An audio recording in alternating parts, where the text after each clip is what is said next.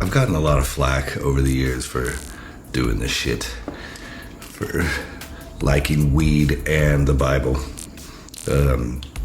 Many people from my upbringing, and that's my hot wife.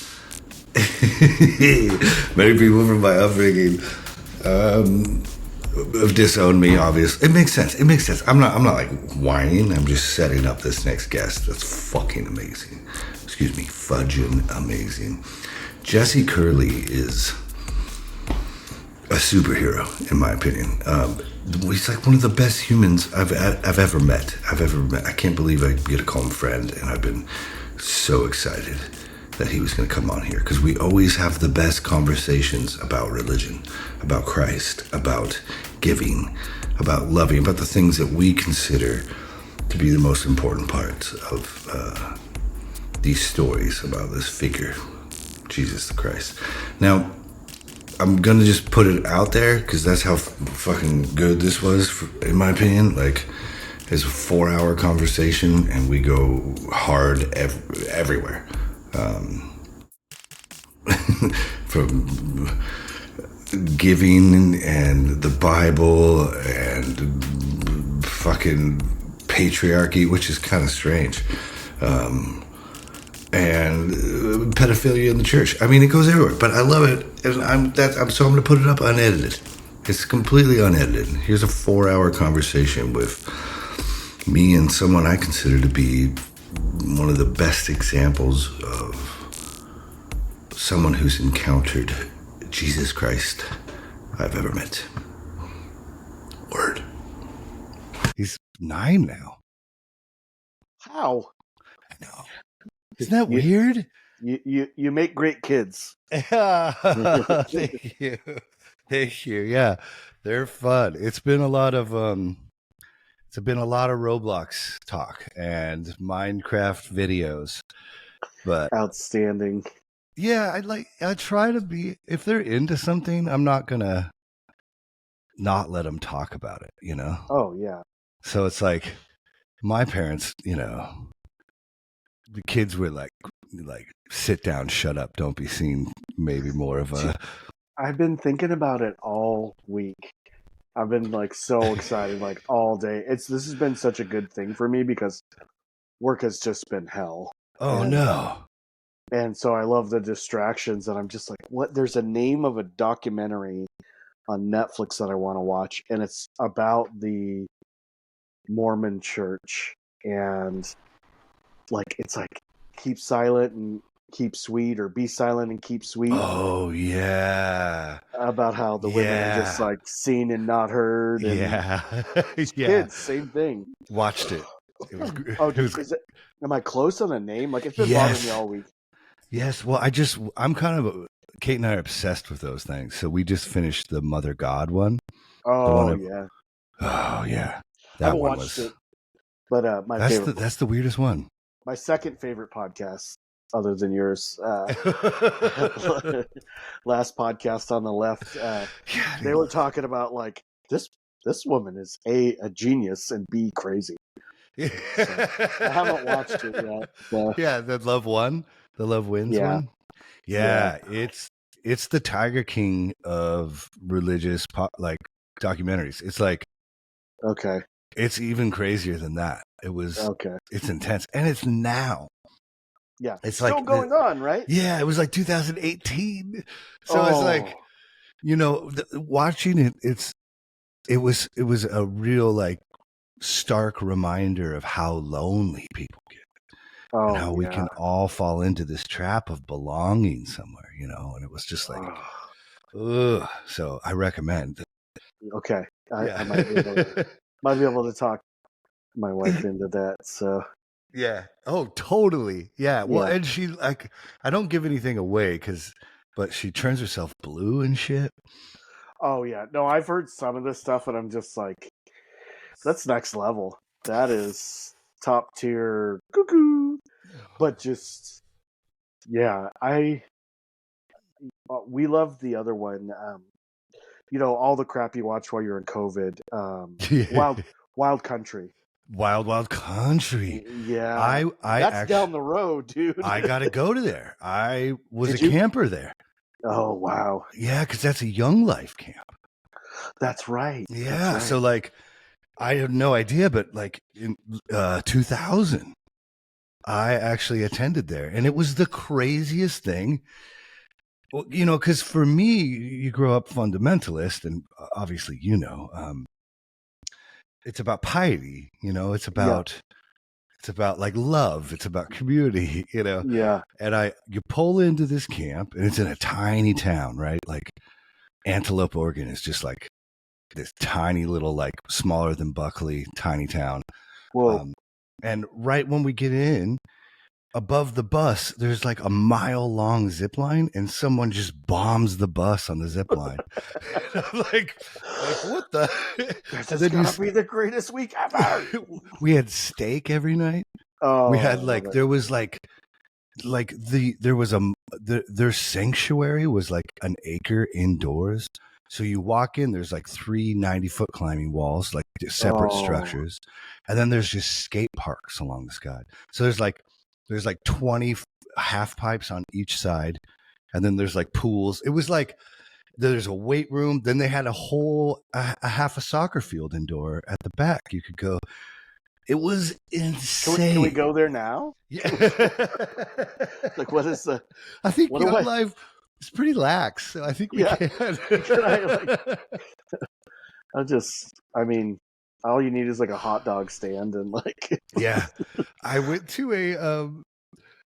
a purity seminar Oh, there too, and because they had like these extracurricular things you could sign up for, and obviously me, I was all like, I wanted to be as Christian as possible, and it was so strange.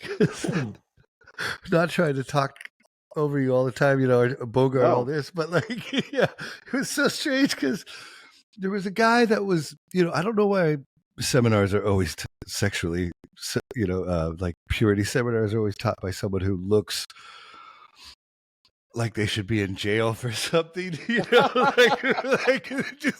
but he had this powerful mustache, just like, oh no, just fat, huge mustache, and very awkward, like one hand in the pocket, one hand leaning, just like not saying much. But the whole thing was about masturbation, and if you want to do it, you should just look at the wall, not think about anything. Like, that's what I do, because the sin is the problem, the lust is the sin, the lust is the problem, And I remember we got out, and it's in one of these cubicles on the property, kind of adjacent to where everything was, and there was these like leaders of the camp that actually live at the camp and stuff, and they were talking about how there used to be, like, that was the crazy orgy room. So I gotta go to a purity seminar in a room that was previously used for crazy orgies, and that's from Wild Wild Country. Yeah. Yes. It was the best part of the trip, was like, think about it often. That is incredible. Just the dichotomy of that. Like, yeah. All right. Like, oh man. I hope they use bleach. Definitely, it looked like a room where you could, a lot of surface area, let's just say. Okay. Yeah. Options. You had options. Yeah. Yeah, I'm so excited for you to be on here. Oh, it's a huge honor. I think I don't think you understand how much you've influenced my life and my spirituality and my journey. And what? Yeah, I don't think I've ever thanked you for just your influence on me, and I just remember. So I think we've known each other. Carlie and I have been together. It's been we say in names. I just want to. Yeah, we can edit out anything you need to. So. Okay. Carlie and I have been together. Chen Felicia got married in 2005. And then, like, dude, the first time I hung out with Carlie, you were there. Yeah. And it was at that house in Travis Street. Yes. And so, like, you got the vetting, and I remember one of the second times I hung out with you was the Common Heroes show. First band shit right there.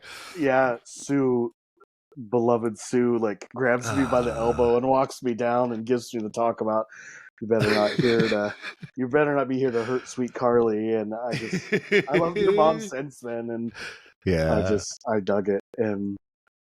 But yeah, like just my background was like there's a lot of stuff in my childhood, and a lot of trauma and a lot of neglect, and specifically with religion.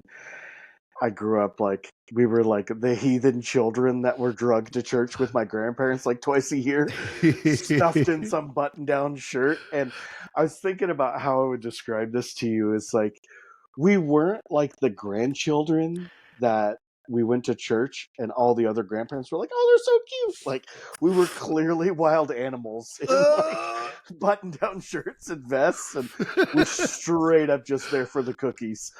And so that was my introduction to church, and like I love Jesus, this I know, or Jesus loves me, this I know, and like I'm like okay, and Not buying it back then. I just didn't get it. Just Yeah. does not. What are we talking about? Like I don't. Grandpa's nice. My grandma's awesome. Like why are we here? Okay, cool. It just seemed like it was my grandparents' friends and hang out Okay. and whatever.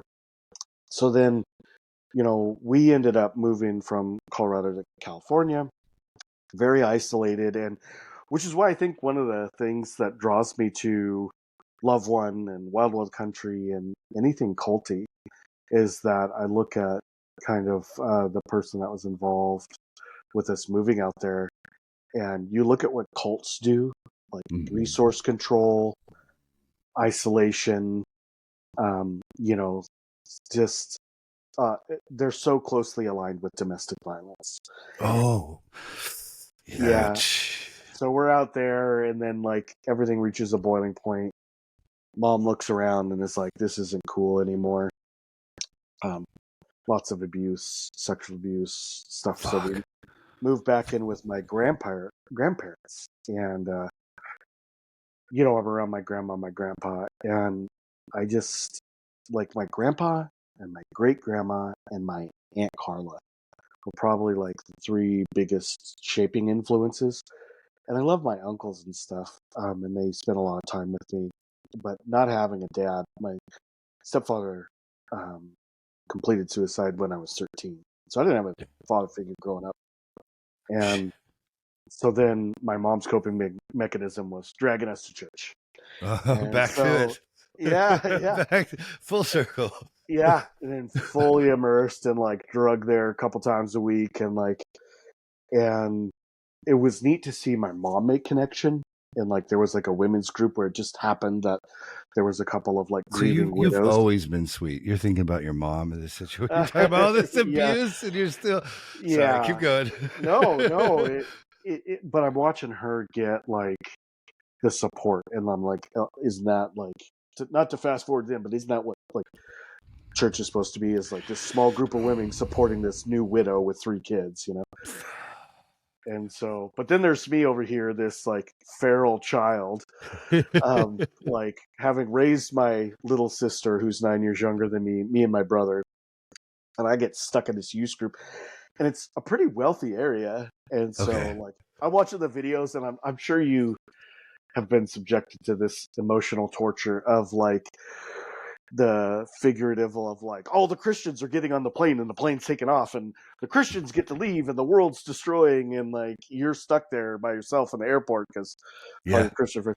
And I was like kind of scared, and it gets into me. And then like a couple months later, because we moved right after Halloween, and then I get the Easter thing, and it's just really the message particularly was like about salvation for anyone, and here we are at the back end of all this trauma, trying to ground ourselves. And perfect. The concept of like absolute forgiveness was like, because you feel like you're to blame for all of it. I remember the day, Leif, like we watched this like Easter, It was probably like a week or two later at the youth group. We watched the the Left Behind video, Oh no! super traumatic video. Oh no! And I walk up to this. I was too scared to talk to an adult, and I walk up to this group of kids, and I was like, "Hey, dude, I think I want to get baptized. Like, I think this is awesome." And they're like, "Oh, that's cool," and then like walked off. Oh, Just shut me down, like, because I was just, really? oh yeah, I was just this like dirty kid, and like just completely shunned. And I was like, that was it. And it just, I've always been an outcast, like a true outcast, dirt poor in a really Amen. wealthy area. Yeah, yeah. You and I, like, I was listening to one of your earlier podcasts where you talk about walking alone through the wilderness, talking to trees as a kid. I'm like, absolutely, absolutely. Yeah. And and it's just like, I can't, like, the description of, like, I know now that middle school children are terrible people, but Yeah. they just don't have it together and they don't have the capacity. Yeah. But back then that fucking hurt. Oh man. Yeah. Then we get into. I did everything. Like, we lived on a cattle ranch, so I rode bull riding and almost got myself killed, and did bull riding and almost got myself killed. I actually didn't know that about you. Oh, really? No, I didn't know. Bull riding? Yeah, That's Colorado. insane. Yeah, Yeah, but yeah, it makes sense. Colorado high school bull riding. Well, when you No grow wonder up like you're a that, keeper too. No wonder you're the goalie. You're yeah, like, no, I can. No, I'm not scared. yeah. When you grow up like that, it's just like when you grow up unsupervised and like Yeah. you and your brother's like competition. Like, we had a motto, like, if you're not bleeding, you're not having fun. Yeah. And it's not like toxic masculinity. It was No. stupidity. It was Yeah. stupidity. Yeah, you just didn't make it high enough in the tree. You Yeah, had to jump from a way higher branch. yeah. That was really formative. And then I remember I was like 16, and it was like the cusp of Weezer, right? Oh, totally. Nirvana, Blue Weezer. album. That's getting to our little town of like 73 people, right? I'm like, these are not like normal people. I identify with these people, Yeah. and so I go to church in my Dickies and my untucked, like, Hell yeah. Dickies plaid button down, and we're walking in, and the pastor wouldn't even shake my hand. Wow. Yeah, for Easter, and I'm just like, what in the Wow. hell? Like, so I fast forward another little bit of years, and like, isn't this ironic? Like, I'm like giving a testimony. I'm giving a No, I love testimony. it. That's the you have. I've been very, very, very excited about this. Yeah. Yeah. So Yeah. fast forward, I was like 19, just graduated high school, and the drama hits. Okay. Just the trauma bomb goes off, and I'm like working at Wendy's, like in my EMT school, and just flashbacks start coming, and just weeping, flipping hamburgers, and I was suicidal. Damn. And I would say it's probably hard for some people to hear, but like, I was so broken. Whole bottles of ibuprofen, and like just like trying to, like, not just wanting it all to go away. It's not feel. Yeah, masochism, just like get it out. And I just broke, and it was a Christian friend that reached out and was kind of like regrounded me, and I started all over again. That's just like, I'm going to go back to church. I'm going to give this thing a try. And it really was at that point more of a spiritual connection, in the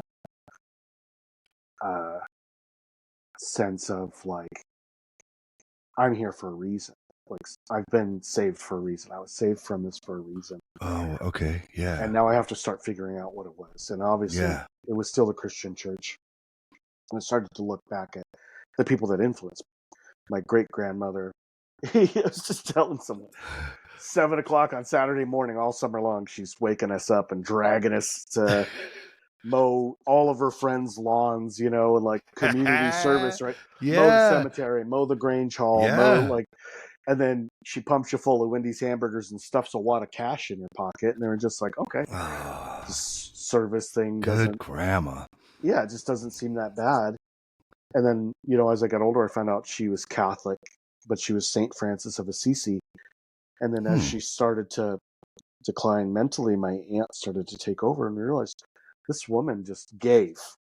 everything away, like money, What a just warrior. supported every cause, like genuinely. And we didn't know that. And all of a sudden we're walking through the next town over where she lived. And you just like, you see her name on a plaque for charitable giving. And we're just like, she never said a word about it. And that always influenced me. My Amazing. grandfather grew up on the cattle ranch, was a rock quarryman and was the volunteer fire chief, right? This is a Hell yeah. manly man.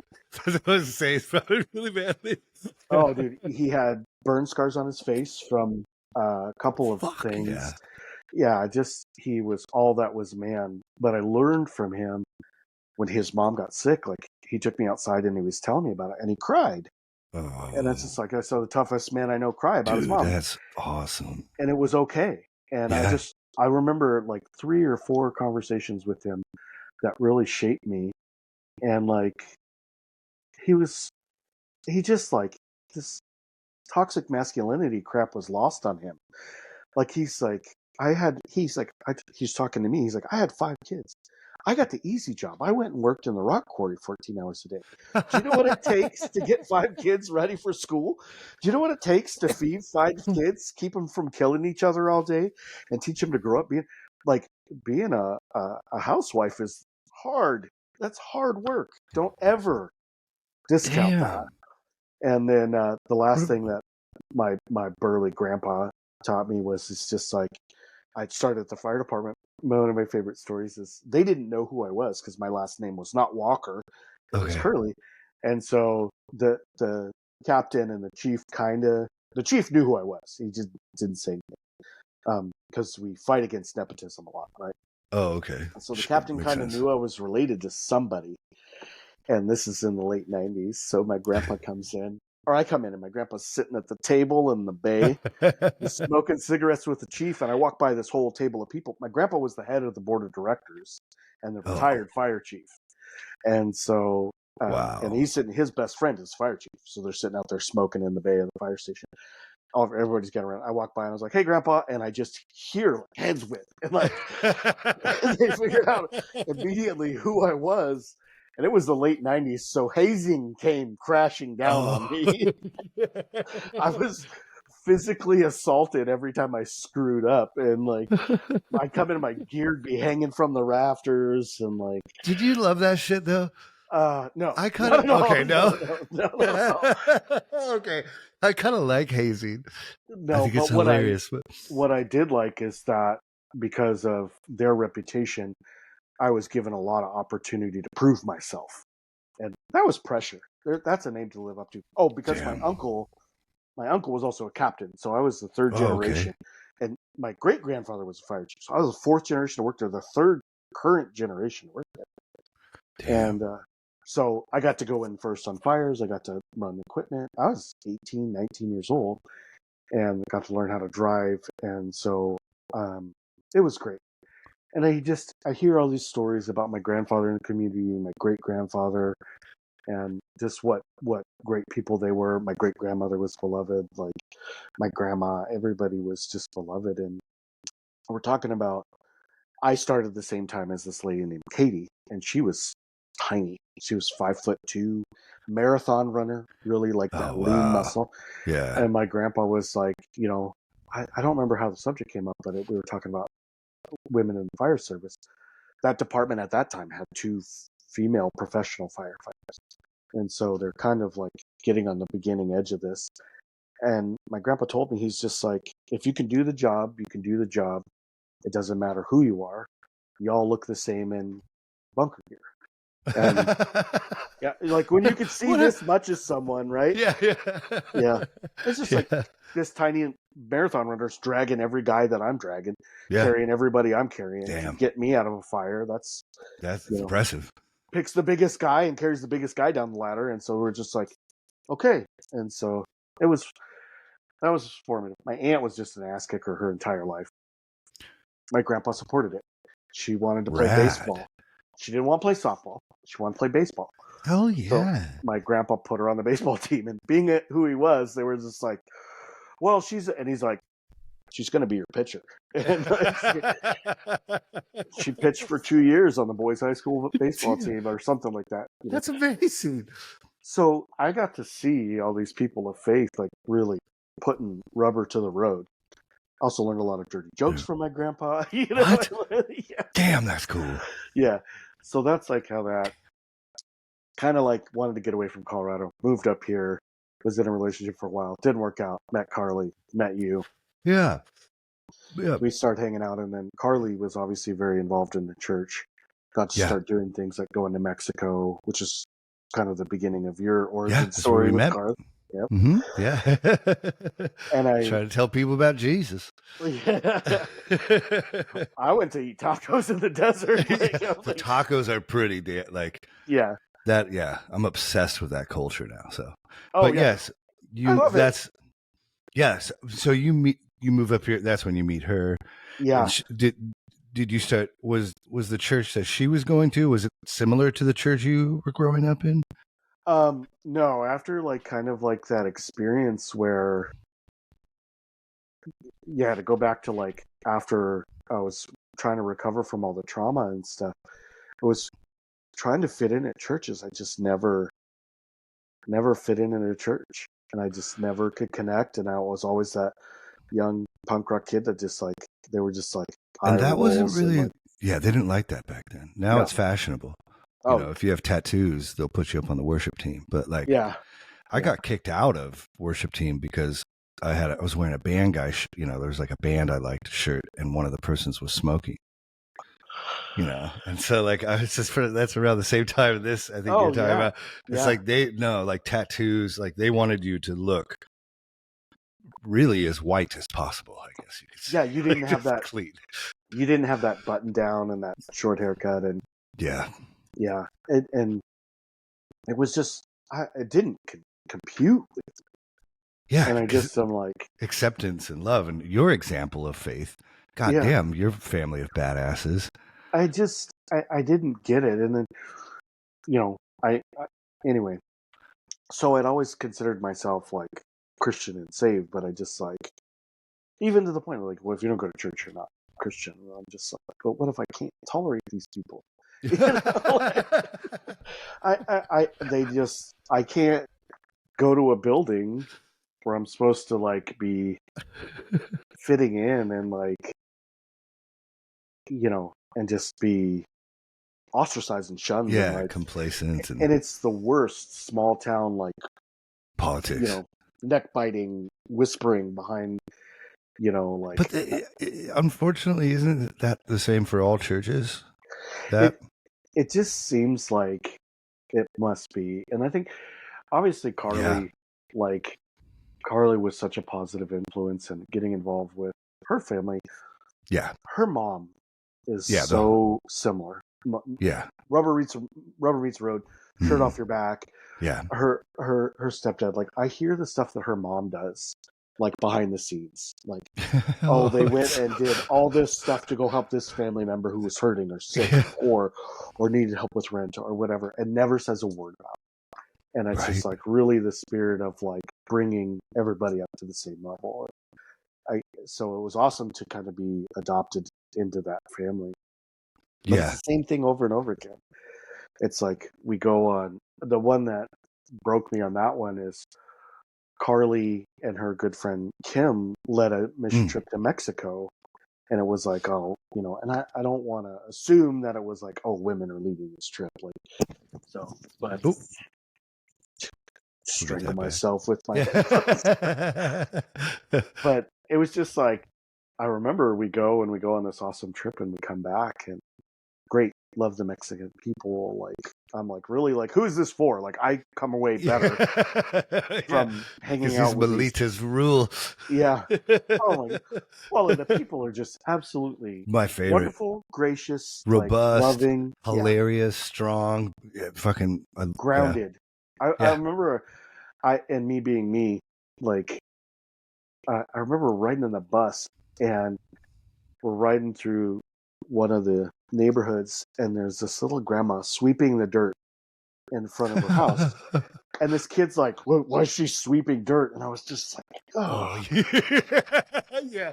Yeah. like, shut the fuck. do you have no concept of like, that's hers? That's what she has. Yeah. And she has a spirit of excellence, to use the Christianese. And like, she was keeping her home beautiful and tidy, even though it doesn't fit your standards of like, Yeah. it doesn't have the $50 restoration hardware welcome mat, you know, Right. like I learned more about her character and your character in the last 30 seconds. Anyway. Right? Yeah. Yeah. Yeah. And just what is it about hardship that just like certain groups of people can just become a diamond with it? Well, you know? and I love it. And it's just like, it's not hardship to them. It's just their life. And they're grateful for what they do have. And isn't that that's inspirational to me. And I just love it. But yeah, no, we're out there. We're like, I smell the roasted green chilies like coming. We're at the top of this hill, an updraft, and I'd like they'd have to come and get me because I'd be standing in the road like a bloodhound, like trying to figure out which one it was. Like, it's just awesome. But right? Yeah. The further religion, we seem to be on the religious trauma part of my history. Sure. We come back from this trip, and you know, it's our first Sunday back, and they're all like, okay, we're going to bring this Mexico team up and we're going to pray that they have a great journey. And I look at my wife and I'm like, we went to a foreign country, well, the 51st state, but we went to a foreign country, did all this service in the name of our church here, built a home for someone, spent all this time with this culture, received more than we gave, had this amazing trip, and these motherfuckers didn't even know we were gone. Because women were running it? I don't want to. I think that had. I think it's fair for us to say this because you and I have both been very invested in churches, and so it's hard to. No one wants to be like it's annoying to be like poo poo. You know, like complaining is not really part of our DNA. But there's injustices. This is injustice, like systemically, you know, and it's obviously based on the epistles of Paul, but half of those aren't even written by fucking Paul. The pastoral epistles, Timothy, there's not a single word used in those that Paul uses in any of his other books in Greek. It's a totally different vernacular. So the strongest verses we have in the Bible against women, the being pregnant, that's how you be saved, and keep your head covered, don't say shit. That's all from fucking pseudepigraphy. And getting really excited about talking with you, that's definitely something I want to talk on, but you know, I'm not just talking about me. Yeah, I shouldn't stop. I shouldn't have done that. No. You were talking with pseudepigraphy. You were talking about pseudepigraphy in one of the last podcasts you just listened to, and I'm like, ooh, like everything you've been talking about. I wanted to talk. I was like, I want to talk to Leaf about that. I want to talk about this. I can abridge the whole thing. It's like that, the Mayday for Marriage and the gay rights people. And like, this is where I'm starting to pull from my past and my identity and how I'm training. And I'm just like, I just don't think that Christ is going to go to Olympia and pick at gay people. I just don't see that. In fact, what comes to mind is the parables of him drawing a line in the sand. Oh, it's my favorite. Yeah, which one of you motherfuckers is, well, he wouldn't say that, but I do. Which one of you motherfuckers is going to throw the first stone, right? They're gay. You're an asshole.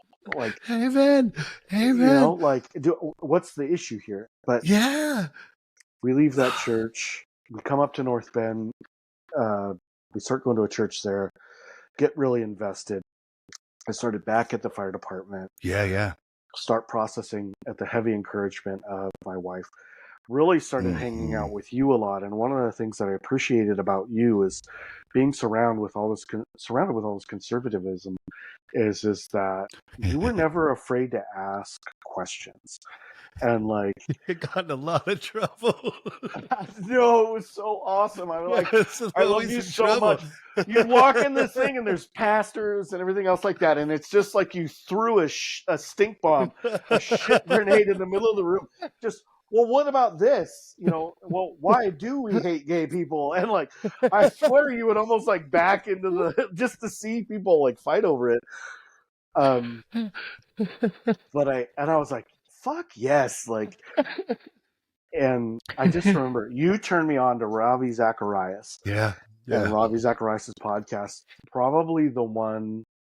This is where my early 30s. This is where shit got real for me. Yeah. Ravi Zacharias has this big long series of podcasts, ironically in Seattle, in the early 80s, and he ends up telling this parable about New York City.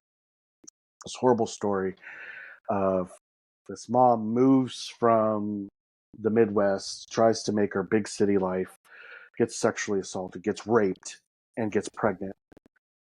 Has the baby. The baby's sick, but they discharge her early because she's on public assistance and send her home. And for protection, she's got a German Shepherd. And Ravi Zacharias is telling the story of this mom that's stuck. She's got to use the voucher or whatever to go down to the pharmacy to get the medicine for the baby and to get formula, but she can't take the baby out in the New York winter, and so she Oh feels God. stuck, and she Yeah. leaves the baby at home with the dog, goes down a couple blocks, comes back, and the dog had killed the baby. And the New York City Council, and I don't know if this is just a parable or if this really Yeah. happened in the early 80s, but Ravi Zacharias is using this to illustrate. This city council member who's in charge of this program says the fault is in the beginning. Our city was not welcoming for new people. Next councilman. The Oh problem was a yeah. sexual assault. The problem was the hospital system discharged her early. The problem was she didn't have childcare to help her watch the baby, and all of these problems. And finally, one councilman stands up and says, "And this is your fault. You told me about this." Councilman stands up and says, "We would be better off trying to capture the heartbeat, to track the heartbeat of every squirrel in Central Park than to sit here and figure out who's at fault for this. Support the people that break your heart. Like whatever breaks your heart, go there. Help that people. Help those people. Use your words, Jesse." And I just like that hit me. And I Yeah. started investing again. This is another attempt at going to church and trying to connect and trying to find a place and trying to find an action. Now I'm at the fire department and I'm watching people die, and I'm going on hard calls, and our youth pastor gets breast cancer and Oh is slowly deteriorating. So I'm trying to fuck. befriend her husband and help him through this. And they pull me into a room and I help them fill out the end of life, the post form, the physician's order for Whoa. life sustaining treatment, like that worse than the DNR, right? Supersedes the DNR. So I'm helping Yeah. her do that. And I remember, and I go to, she passes away, and it's just devastating. And I try to support the guy, and I'm not very good at it, but I'm trying, and I'm watching people just step out of his life because he's angry. Oh And I'm yeah. just like, no, doesn't he need us now more than ever? Like, and so that was traumatic. And then all this kind of culminates in, I'm not afraid to say this. This all kind of culminates. Oh, I go to the pastor and I'm like, look, didn't I just prove myself? I want to go to the hospitals. I want to do the church thing of going to the hospitals, people that are on their Wow. deathbed, consoling those families. I want to do Damn, dude. chaplaincy. I Yeah. think I'm good at it. Oh, I I watch people remember. die Yeah. all the time. I feel like I've gotten compliments on how I handle those families. I feel like I could really offer this help. And Yeah. I basically, he hedged around, the pastor kind of hedged around the conversation. Like basically it's only for clergy. And I was like, you got a lot of people knocking down the door to go spend time with dying people? Yeah. You know? Yeah. Like, And so I just, was this that pastor? it was. And so Oh, it makes me so mad. all this goes Sorry. on. A few months go by, and the pastor is arrested for domestic violence and child molestation of his own children. Fuck. And Fucking evil. that was it. We go, and uh, someone that's very close to me was still involved. I want to protect that person, was still involved heavily with the church. Essentially was handed a mop and a bucket and said, clean up the mess of this, Interesting to what's left probably of this. see because you're Yeah. watching like the, yep. And so we get wind that the final hearing is going to happen. He's going to plead guilty to child molestation. And we show up, and there's 30 people from the church sitting on his side of the courtroom. And he's pleading guilty to a lesser charge of child molestation. And the judge stands up and is like, you're a registered sex offender. We're taking your DNA, like everything. And like, you can't come within 1,000 feet of your children. It's a no contact order. You can't triangulate messages to or from them. Wow. Like, stay away from your own children. And I know, obviously, you know more about that now. Yeah. And I was broken. I'm like, the elders of the church are supporting this guy. One elder is sitting next to me, ironically a firefighter. Of course. And, well, yeah. And yeah. I just like, I really afterwards, and I was heartbroken. And we'd huddled the 6 children into the side of the hallway, and we're letting everybody else leave so they didn't have to deal with this. And I think it's important here, just for people to understand, my job now is in Child Protective Services. Sexual abuse is false reported 2% of the time. 2%. So that's not very much. 2 or 3 children report it, that means it happened, right? Yeah. Mathematically, what are the odds, right? There you so go. I'm just, all these parishioners are going out, and I was filled with rage, and I turned to these kids and I'm like, I've been where you are, and I want you to know this is one day of your life. This doesn't define you. Wow. It doesn't define who you are. Move on. And wow. You're loved. I love you, and you didn't deserve this, and whatever came to mind. And that was it. I went back one time, and I sat in the front of the church because someone I care about was speaking, and I was just shaking with anger, rage and anger. How could you not, though? Like, yeah, pure my trauma. evil. Yeah, my trauma, and just the dismissal of these children, and through my other channels, through the charity side of our fire department association, we're having to buy these kids shoes. We're having to support this single mom now. Yeah. I was like, that's it. I am out. And this guy was the pastor. Head pastor. This is your conduit to God. Yeah, and I think you and I had spoken previously about it broke me. Yeah. Because I watched this man do good things. Yeah. I watched him help people, and then he does, in my mind, one of the worst things you can do in humanity. Yeah, as low as it goes.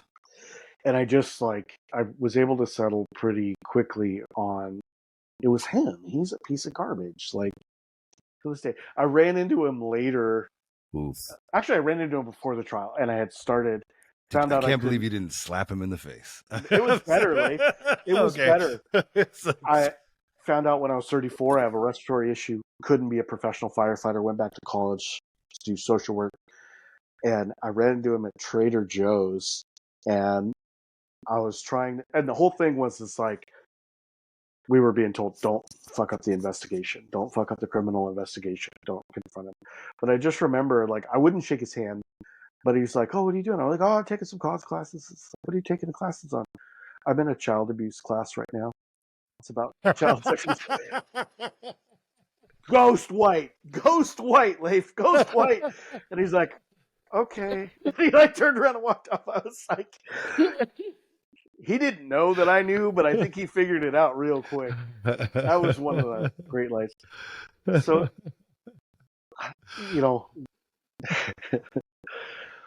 I'm like, what do I do? What do I do in this situation? And I'm like, trying to look back, and now I'm in therapy, which I remember you get the comments of like, oh, that's voodoo, that's witchcraft, and isn't that funny? From religious people, they get mad at therapy. You should only go to a Christian therapist. Which you should never go to a Christian therapist, ever. Yeah, and just all this stuff, and I'm just like, at the strong prompting of my wife, and a lot of people don't know this, since you've known me, I've come close to taking my life about 7 times. Oh, no. Yeah, just the trauma was so bad at some point. I'm so sorry. Yeah, in my late 30s, Carlie was like, you gotta go. And now my best friend, Chad, Alicia, Carlie, you, Yeah. My brother, of all, like, no, it's time, and you guys have all started therapy, and I'm like, okay, maybe my fear about therapy wasn't any of that garbage. My fear of Just therapy was it digging up wasn't going to work. Oh, okay. You know, Okay. I'm like, I'm too broken. It's not going to work. Yeah. What are they going to tell me? It wasn't my Mm. fault and I didn't deserve it. I Oh know that. no. I Oh know that. no. You know, Yeah. Carlie, being the absolute love of my life and gentle soul that she is, was like, how are you going to go into social work, Mm. maybe even therapy, and you've never sat in the other chair? Yeah. And so I was like, okay, found the greatest therapist ever with her help. He was this awesome dude. Uh, he had a lot of Eastern beliefs, taught me a lot of meditation. Oh, Therapy cool. therapy Yeah. was not what I thought it was, and I Yeah. loved him immediately because I remember the first meeting I give him the first part of my childhood, and he's like, "Oh, that doesn't sound so bad," and I was like, "Just wait." And then season 3 gets a little squirrely. so I tell him the next up through the teenage years, and I remember after that session, he was just like, "Man, you understand, like, most people in your situation are like dead or gutter Yeah. drunks or like Yeah. in jail." I'm like, thanks, I think. And Yeah. You survivor, dude. yeah, but he just really, like, he taught me a lot, and it kind of like, I'm kind of one of those people that I need a hero, right? Mm. And um I spent a lot of time learning about apologetics, Ravi Zacharias and stuff like that. Yeah. And I Mm. really, after this event with this pastor, was in a state of crisis. Like, what am I going to do with my life? Um, my faith in this manner. And then I'm just like, I built enough of a philosophical background, um, and an understanding of what things were really important to me, and morality and ethics and stuff like that. And then now I start to draw upon my past, grandfather, auntie, uh, conversations with you, my friend Chad, my wife and her family, and I'm Yeah. surrounded by heroes. And every once in a while, you stumble across a good sermon, and the same Yeah. pastor, Carlie's old pastor, said the most important thing he said was like, when I started, I thought this is for you, and it's not for me. And Uh, I realized I mhm. have that dead wrong. I'm telling you what I need to hear, and I hope what I say, not his words, but lights fire in your ass. You think I'm so full of shit, you go research it, and you're like, you're so wrong. And I really think that's a track that you've taken. And like, I'm gonna find the truth. Like, I've heard so much heresy and so much back talk and so much manipulation of these words. I'm gonna find out what's really going on. Yep. Or you're inspired. And he said that, and then, but he was really good at, like, he'd take this passage in the Bible and he would humanize everybody in Hmm. it and read it almost like an Aesop's fable or Okay. something like that. And he Yeah. talks Yeah. about the story of where the man on the mat that can't walk, Yeah. and Yeah. Yeah. Jesus is in the house, and they want to get their buddy in there, Yeah. right? To go on the roof. Yeah, they want to get the buddy in there to be healed by Jesus. So they tear the guy's roof apart and lower him down. And it's just like, those are friends, right? And so Yeah. I Yeah. starting on the ambulance, starting, in college and everything else like that. I was like, that's what I wanted to be. I wanted to be the guy carrying the mat, right? I can't heal him, but and ironically, the gurney, that we use is like my manifestation of that, right? That's so fun. Yeah. And then I think about, like, one of the ones I was talking to you, and you and I had a good conversation about. It's so perfect, I think, for my journey, is the parable of Legion. And Oh yeah. I read It is. You read it? all three. Yeah, I Oh read yeah. it all Yeah. the time. Yeah. I read it all the time, and I love it. It's just like, you talk about the inerrancy of the Bible and the back talk of that, and it's just like, there's a clear cut example of the location. In Matthew, it's 2 demon possessed men, Yeah. and like, Yeah. and other ones, it's different numbers of Which is, demons. but for me, that's it just blew my mind And that's what I would get in trouble for. It's like, it would be in Genesis. It's like, is there one of the verses, there's 7 animals go on to, Noah's boat. Yeah. And literally like just a couple verses later, it's 2. And you ask like, hey, I thought there was no contradictions in this book, Yeah. And then you get the fucking, from the how dare you? pastor. Inerrant Yeah. word of God. Inerrant word of God. Yeah. But yeah, so Well, I just want to know, is this a typo or are we mistranslating this, or just talk to me here? Talk to me here. Lots of typos in the Bible.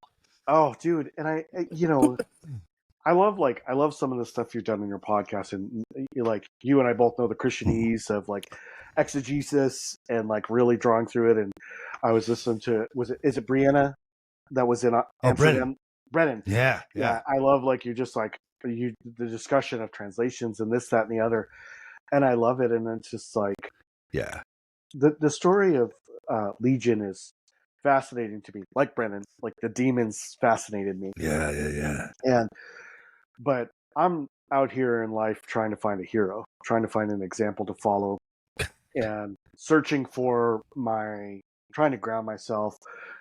My faith has just been repeatedly kicked in the nuts. Attempting to be part of an organized religion is just consistently proving that I'm an outcast and I don't fit in.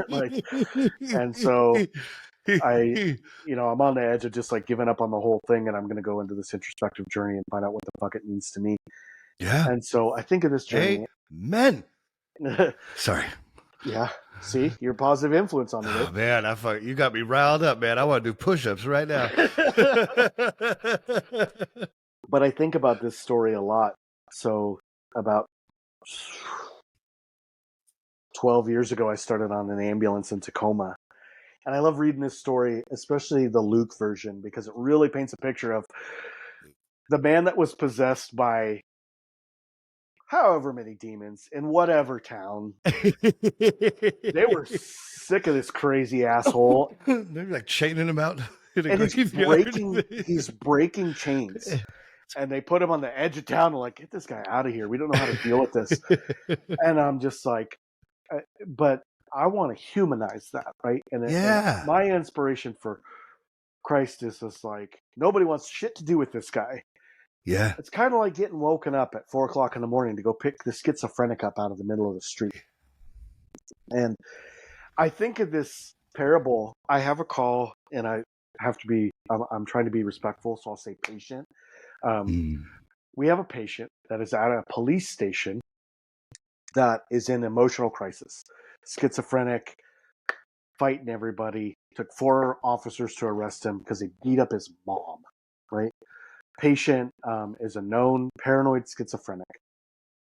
And so mom, elderly woman, is taking care of this patient, and she's out at bingo with her friends.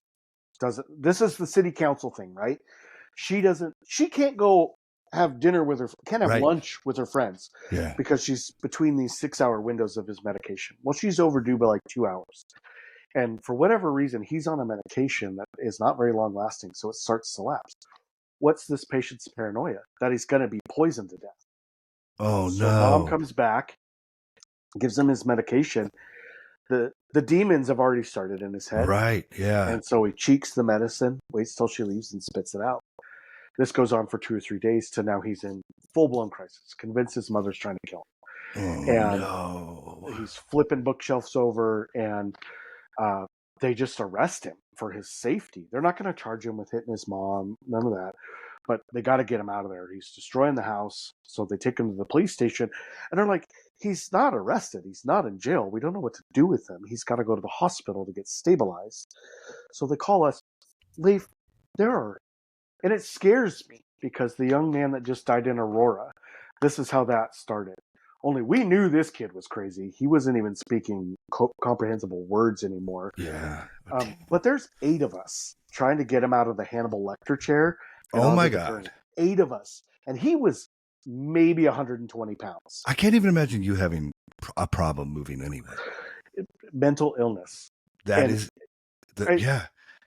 Legion, the story, it's like so. I'm witnessing it, right? Yeah, Like, so right. we're like, Yeah. okay, we're going to start with his legs. We're going to undo him. We're going to stand him up, sit him on the gurney, restrain him to the gurney. We get his By the legs way, let's say, undone. but for the audience around the world listening, how much can you deadlift? The best was Yeah, because people, there's a big intro. 507. 507. Yeah, So yeah. just for Squat. people listening, what Yeah, was your squat? 518. We don't Christ. we don't talk about bench press. It was not impressive. That doesn't, who cares about that's glamour. We're talking Yeah, about strength. We just yeah. brought up strength. Um, Damn. but yeah, Yeah. Anyway, so we're all you're like, standing him up. this is life speed, right? Oh no, we couldn't even stand him up. We undo his ankles, and like a spider, he weaves his legs through the gurney and pulls the gurney to him. Just laughing. He's just laughing the whole time. Just making eye contact with us. Oh my God. And my partner gives him a sedative intranasally, right? Just shoots it up his nose, like people do with Narcan now. And he just Oh. smiles at him and spits it back in his face. That's so badass. I'm sorry. I know this. No. Everybody else said the same thing. We're like, oh, Holy shit. never had that happen before. And so we're just like, this guy is gonna. What's he gonna do? Is he gonna run into traffic? Like, what the hell's gonna happen with this guy? My partner gives him a second dose of sedative, and they cover his mouth so he can't spit it out. And he outweights them, spits it out. And my partner's like, I will not get the. And I think the child in Aurora that died in the hands of police. That's where my partner stopped. He's like, I can't give him any more. We don't know what we're gonna do. And so they're like, put him back in the chair. And so we put him back in the chair, and he just 8 of us cannot get this 120-pound person back in this chair. And so we sit there, and my partner's like, let's call the Tacoma paramedics because they use a different sedative. They don't interact. We might be able to get it done that way. And we show up, and I see the red dot, like we're trying to get this kid back in the chair, and I see the red dot like on my arm, and I'm like, don't shoot me. They were going to tase him. And I remember looking at the chief that was involved, and I'm like, bro, I'm gonna break his arm. I don't want to do that. And we're like, we gotta be gentle, but get him back in the chair. We get him kind of secured back in the chair, and I love this crusty ass old medic. So in my mind, he's the hero of the story. As he shows up, he knows this kid. He's seen this kid before, and he's like, we're not gonna fight with him. Take the whole damn chair. They take the gurney out of the rig. Take the whole damn chair. Put the whole chair in the ambulance. Tie it down with straps. Drive him to the emergency room, and this paramedic knows him, treats him like a human being, knows we can't fight with him. And he's like, kid, what's it going to take to get you out of that chair and onto that gurney so we can help you? And he's like, talk to him like a human being, right? You give me a Dr. Pepper and I'll do it. And he turns around and they yell at the janitor, like, go get your Dr. Peppers right now. And so the janitor's running through the hospital, goes down the cafeteria, gets 2 Dr. Peppers and runs back. Paramedic goes, here's one now, and here's one when you're done with your exam. And he's like, cool. And we saw him later that night, and they're like, oh, yeah, he sat there the whole time. They think finally some of the sedative kicked in. And that's all it was. Still, they give him humanity. Yeah. They give him a shot. They get him his medication rebalanced. They keep him in the hospital for a day, get him back on track, get him his medicine so he comes back down to earth. And he's like, oh, yeah, no, yeah, my mom was definitely not trying to kill me. I'm just afraid of medicine. But if you don't look at that kid and not see Legion. Right. And I'm like, schizophrenia is what it is. And I've had several of those types of patients. And I always remember that. And I just remember, despite the errancy, despite, all the stuff in the Bible. Yeah. Yeah. I look at this guy, Christ, and I'm like, he just talked to that guy like a human being. Right. Amen. And I try to do that all the time. I just have really tried to internalize that. And it's so gratifying. I mean, to do that. And right. I sit here and I watch the defense of the inerrancy of the Bible is so it's a war. And it's such a waste of time. Right? Like, can't you just say that something's off, whether it's a translation, whether it's different I witness think it accounts, I think it whether betrays the motive, I think and that's where you were actually at the event that made me exit my faith, essentially. You were at the table, and I had just come back from a tour, and Zach had read this quote out of a book. Unfortunately, the quote was from Bono, but it really stuck with me. Like, it really people stuck hate with me. that guy now. I kind of love him, but yeah, but He's hit or miss. it's yeah, their albums. It's weird what's happening. Ever since they forced that album on me, I'm not the biggest fan. But going Zach's back, quote. it was it's not enough to call a lie. You have to put truth in its place. And I noticed that there was this thing back where a big conversation. Won't say who, out of respect and stuff, but they were saying at this table, well, if I'm going to err, I have to err on the side of the Bible. And unfortunately, I guess they didn't realize that they're the one determining what the Bible is saying. Mm-hmm. And so I see this, it's like, no, you're your own God. You don't get it. You're not being humble. You're not understanding. You don't even try to find what the earliest translation means or saying. You're like taking it social and political right now. And now the poor are not fed. And now the hurt are not being taken care of. And now, the tenets in which I like so deeply resonate with this figure, much like you, Jesus Christ, are not even being upheld. It's just some bullshit. And so, like, that for me, it was like, it's a real motive telling thing when people start arguing the inerrance of the Bible. They really are trying to have a license to do whatever the heck they want whenever they want. Is really, in my opinion, what it is. Oh yeah, and I think that man, so many directions to go off of that, because I'm recalling a conversation you and I had about that. And yeah. I think that I don't know, as an abused child, as a sexually abused child, to watch a faith leader and someone you've repeatedly come to learn from, to engage with, to try and beg this person, just short of beg this person to incorporate you into the activities of the church, like chasing this person to try and get them to engage you, become the thing that broke you. Yeah. It put me in a state of crisis. And there are times that I've walked away into the woods, talking to the trees, and I'm like, what in the hell do I believe right now?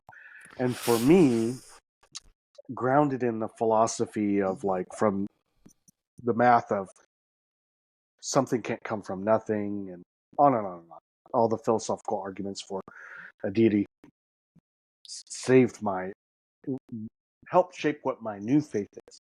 I believe in God. And then I think that through that foundation, and it's like through different historical records, different versions of the story, different paths, it's like I believe in a direct connection to that God. And I do believe that I believe it was in the form of Christ. And I believe that, to simplify it, it was like, let me come down there and show you how to do it. And I believe, like, if you were it's a misused word, but I believe if you were a loving deity and a loving creator, you're not going to let your people flounder. And so I believe that an example was given. And the thing that I love about these people, the people that take this stance on the inerrancy of the Bible, I've had a similar argument with that same person. And, like, no, you're not getting it. All love. Yeah. Yeah. You're not. What doesn't make sense to me is that you're saying that you're getting from the Holy Spirit this information. Yeah. And you're the only one that can know if it's right or wrong. You're the right. determining factor of the Holy Spirit. You're biasy.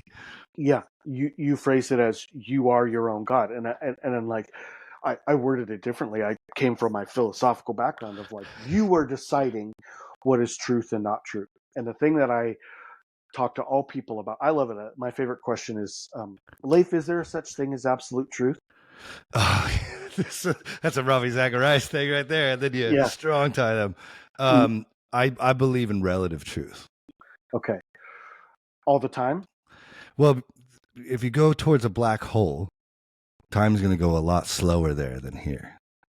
Yeah. So I do believe, though, what unifies this is probably as below, so above. Expand on So, that for but me. point, what now? Expand on that for me. I want Okay. to So get on like, your level with that. well, well, man, you're inspiring me with all this, like, because I don't get to have one very open religious conversations on here, and then two, from my belief, it was hard because I grew up such a Bible thumper. You know, I read the Bible cover to cover by the time I was 18. I taught myself to reading the Bible. I memorized 4 books of the New Testament when I was 14. You know, so it's like every day I was taught to hide the word of God in my heart that I might not sin against Him. So my entire schooling was essentially, I didn't even do any other class. I worked construction. Yeah. I read my Bible. That was like all you had to do to pass. So,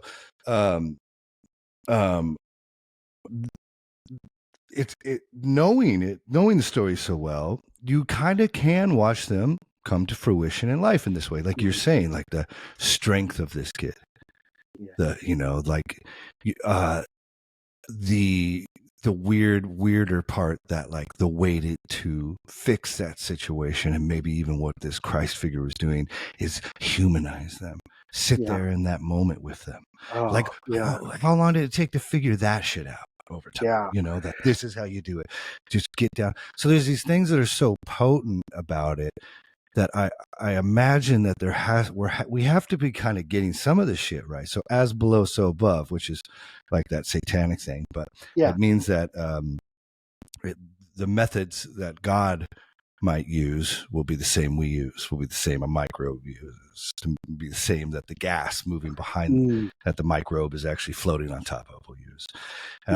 There does seem to be some symmetry of creation here, of this mystery magic that does lead me to, I mean, now I'm going other philosophical. This is actually drug talk, Leif, because I became super atheistic there after. I do not partake. I do not inhale, but I am on like probably the second most commonly used drug right now, caffeine. Alcohol being the most common. I think nicotine's up there, but no. Just finally quit it. Yeah, no, I definitely I love what you're saying, and I think we're really closely aligned on that. But the philosophical gap, and this is a philosophical trip. Oh, we were talking about absolute truth. That's where we. Someone says, I believe truth is relative, and my question is, all the time truth is relative? And you're like, not you, but sorry. I've got somebody with this. Okay, because that's absolute truth. Yeah, truth is always relative. Okay, well, isn't that an absolute? And they're like, oh. And I'm like, yeah. And I learned from a good friend that like what you mean by truth is very subjective. You know, philosophical truths is like, you see green, I see blue, one of us is colorblind. You know? Right. That's so dumb. Sorry. Yeah. You keep going. I get excited. No, and that's exactly it. Like you're saying, as below is as beloved. Is like, we talk with our mutual friend, and I'm just like, you have to understand that you are the gatekeeper of what you believe is true, even if you feel like it's the Holy Spirit. Yes. Even if you feel like it's from God, you still accept that. That's a basic epistemology. Oh, I don't believe in philosophy. That's a philosophy. It's a philosophy to not believe in philosophy. Like, philosophy isn't your favorite sports team. It's not how you view, like, I don't like Old Country Buffet. I only like, you know, the Whole Foods salad bar. You know, like the food exists, eating exists. Like you're arguing a point. And it's so lazy too, because usually you're saying that so you just don't have to go look at the facts of the other side of the. Why wouldn't you look at the counterpart? Like, okay, so you say the Bible is inerrant. Well, whenever someone says that, I ask them instantly, can you define that for me? Because normally when I start down this road with someone in conversation, because man, again, being able to quote the Bible when I was atheistic there for a second, I was ruining people's days. You know what I'm saying? I was like, my brother is the same way. And yeah, let them don't know bring a all knife. about the Bible. Oh yeah, don't bring a knife to a gunfight. Yeah, You know, you and I had that conversation. I have probably read the It's not entire good. Bible twice. You sit on an ambulance at a truck stop watching. You can get it done, man. It's not that. Yeah. It's not as big as people think. Oh, It it is was the really hard to worst. understand, though. I think I did Kings, Numbers, and Deuteronomy all in one night. Talk about some dry. That is some. Yeah, might as well throw First Second Chronicles in there, where it's just like it's just like genealogies. Yeah, I read the whole Bible, and I was sitting at a truck stop, and I was all proud of myself because I was in the back in the church in North Bend days, and I brought a hardcopy Bible because I wanted to finish it, not on my phone. I wanted to finish it, and I remember with the textile. Yeah, totally. Yeah, and I finished it, and I was like, "Fuck! Now what do I do? Start over." Yeah. I have read, and people get irritated with me about this. It's I don't. They're very. I guess it's because it's so hard to understand. I've read the Bible every day. I miss a day every 20 days. I forget. Sure. But I've read at least a verse every day. But you're not going crazy with it. Now I feel even more kinship with you because it literally drives me crazy lately, bro. So like if I don't read it, I usually at least listen to it. You know, which is because I'm always walking, I'm always working out. So I love that. It drives me crazy. Because, sorry, go ahead. Well, you take it. You see, you're so always healthy, positive, and I know, you know, like we've been able to have deep conversations since we first met, which is, you know, the raddest. Yeah. So I know it's not all like easy. So like you're eating chaos and turning it into kindness and love, and for me, as I read through the Bible, God knows I'm just realizing how vulnerable I'm being right now. Sorry. Anyway, so I'm like, you know, as I'm reading through the Bible, I'll find good things I like, and I'll find these beautiful, like that story of Jesus riding in the sand, you know. But more than that, I'll find things that are just evil, in my opinion. Just straight, like God is so fucking weird in the Old Testament. He's like a bipolar deity. He's like he can't see behind a bush, but you can only worship him. You know, like there's days where it's like I do the apps on my phone. I love this. I have to take a quick segue. I remember in the height of all this, like I'm going down the apologetics, Ravi Zacharias, William Lane Craig, heavily philosophically based. And I don't want to misquote William Lane Craig, but his concept of inerrancy of the Bible, either him or someone else led me to that. It's like the number of demons in Legion. Like, is that written number the important part of that story? And why are you hanging on that? Why does your faith hang on a typo, right? What are you trying to dig out of that? What do you really draw from that? Can't you draw, and I'm not saying that I did this, I learned this from someone else.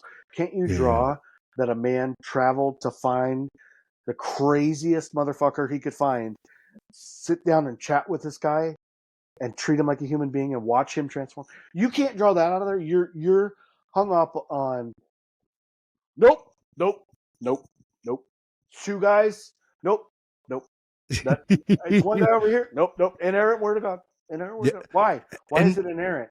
Because you're so insecure about everything that you have to be sure about this. Now you've bastardized the faith.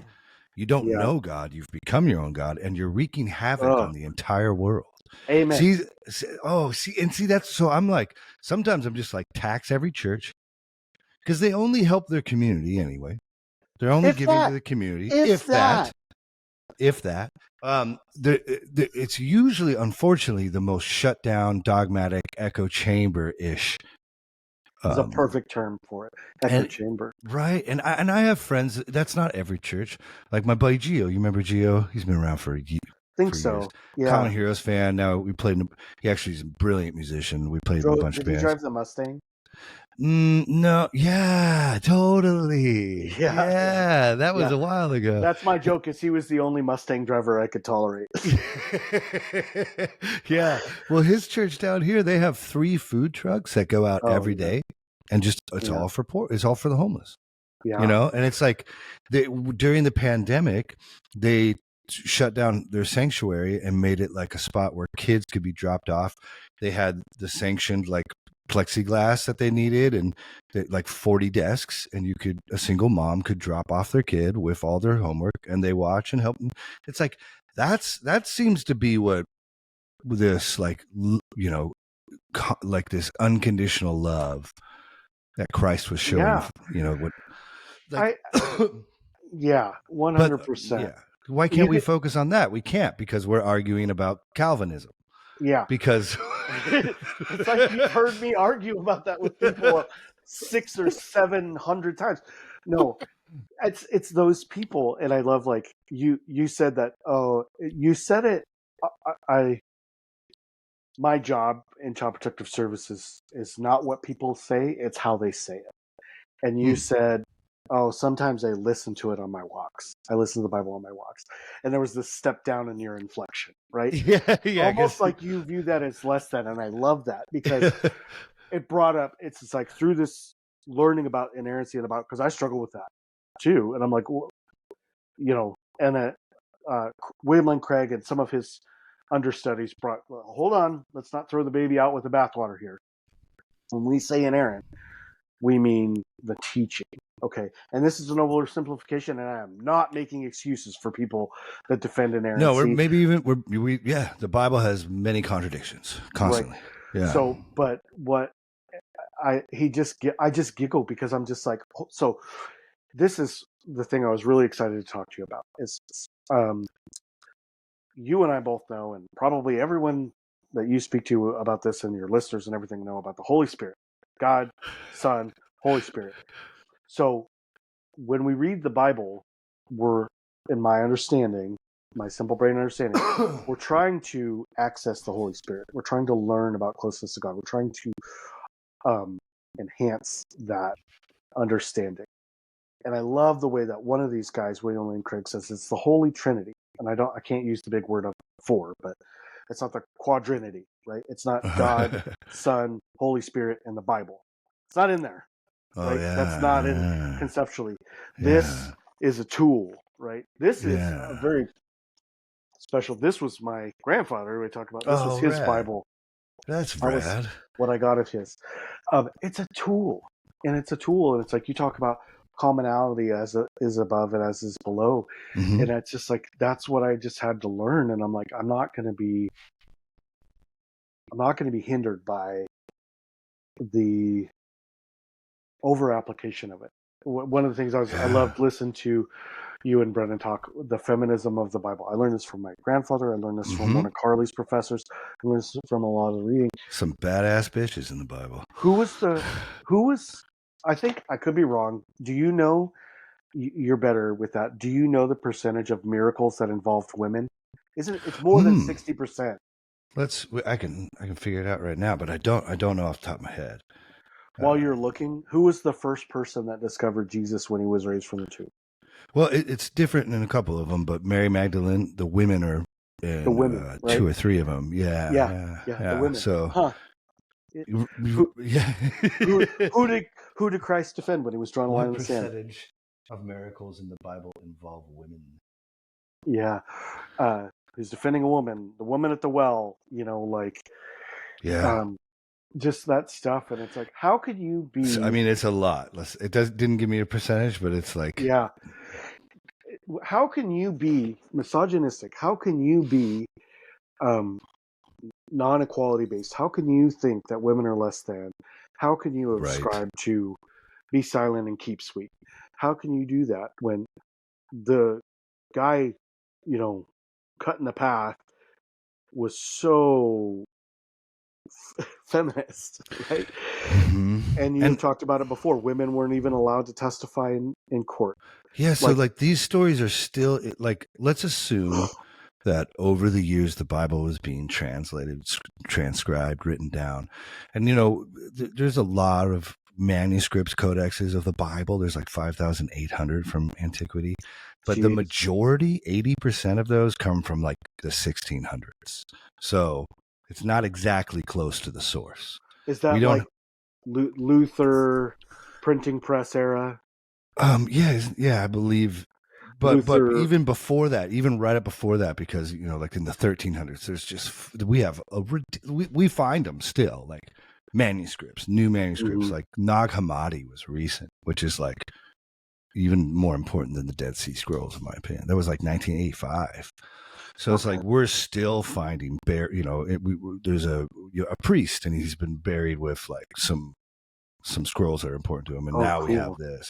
Yeah, have you heard of Nag Hammadi? We'll circle back to that. No. Oh God. Yeah. Anyway, we'll circle back. So the fact is, though, is that we know that the Bible has been changed over time by these scribes. I have a coffee cup here with Hebrews 1, I believe, or is it Galatians? But anyway, it's Christ beareth all things by the power of his word, I believe. But in this copy we have of the Bible, which was used to like make up this book in the Bible you have now, a scribe has circled that word beareth, and in the margin he's written fool and knave, leave the original reading. So we have a scribe like fucking like saying to a different scribe, stop changing the words in the Bible. So women still make it in the whitewashed, in the and also remember the people that could read and write back then are the wealthy and the elite. Unfortunately, like you had to have enough money back during the around Christ. So when like you could, what was it called? When you could buy indulgences. Yeah, that's even later than I'm thinking Okay. of. But yeah, that's insane. That Yeah. gets even. So yeah, let's think about women are still an integral part of the story. Yeah. Even when they're saying like, they can't speak in public without having their head covered. And I think that I love kind of like the backtracking and the justification that comes on from some of those principles. And I love when you and Jeff take like verses and just like dismantle them and look at them. And you and I both know like the danger of like overanalyzing a single text, and it's just like, what was the context of that? What was the context of women being told to cover their heads? Nobody cares. Nobody remembers. Nobody included that part.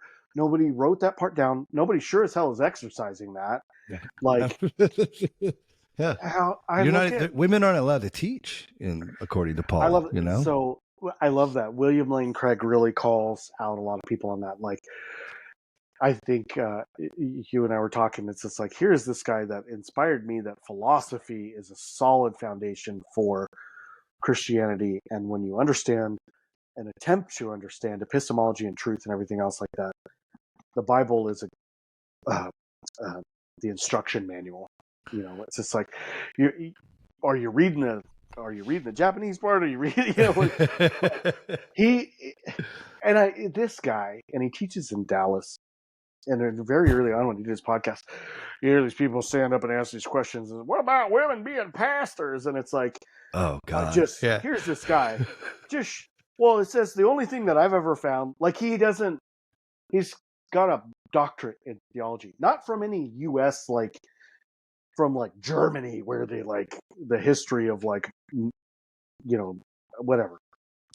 None of that made any sense. I apologize. What? Oh, Germany? Wait, those are some stone cold killers when it comes to logic and thinking. What are you talking about? Nietzsche? I read Nietzsche all the time. Yeah. That shit is crazy.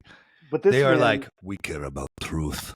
Yeah. They're fucking intense people. Craig meets this question about, he learned German to go learn philosophy in Germany. Amazing. Right? He meets this question of why we can't be pastors in churches. And he's just like, well, a couple of times I've looked into it over the course of the 50 years of his academic study. The only thing I've ever found is that women can't teach law to men. And that's one verse. So as long as a woman wasn't teaching law, and I think he even said Old Hebraic law to men, how come she couldn't pastor a church? You know, like, and then sit Yeah, down, Clifford. Like, there is a Paul. That's why they believe those verses that are more harsh against women are not from him, because he names a woman as foremost among the apostles of Christ, Junia, and so it's. I listened to one where you're starting to talk about that, and then how that was changeling, and that fascinated me. There's a lot. I was about to watch a movie tonight, hopefully, called 1946, which is the first time homosexuality appears in any Bible. So before that, it's not even the word homosexual. They don't even have a In fact, homosexuality is totally fine. You just can't be the bottom, according to the Old Testament. But I think that, you know, we really, like, what broke me on that one was just like a lot of the Mayday for Marriage stuff, that atrocity happened right when Carlie and I were engaged, or right when we were getting married. And so I'm trying to read about like what marriage is supposed to be and what we're supposed to be as partners. And like, Carlie had some of her liberal friends, so it's just like, oh, he's a man of the house. Like, you know, like, how can you go along with that? Like, how can you be the man of the house? And I'm just like, we are a fucking team. Yeah, I will need your help 100%. Yeah. And I start reading about what marriage is, and it's just like, it was protection because of all the crap going on. It's just like, you need somebody on your team. And when you look at like sexual, oh man, no, you're firing me up, bro. Sorry, I'm getting when so you look excited. at like sexual immorality, and I'm not talking about like experimentation. I'm not talking about. Yeah, I was saying that could be really good. Yeah, none of that. I love it. It's like, being that you and Leif talked about, or you and Jeff talked about. I don't know if you went fully down the path of like never been kissed, that atrocity. I kissed dating goodbye. That's how. Yes. That's how. I mean, I made out. I made out with Julian a lot, so I was a sinner. How dare you? Yeah, but yeah, no, I did through all that touring and stuff. When we got, I saved my virginity. I think I look at marriage as just like marriage is my, marriages. Well, preserved me, has saved me, has but I think person.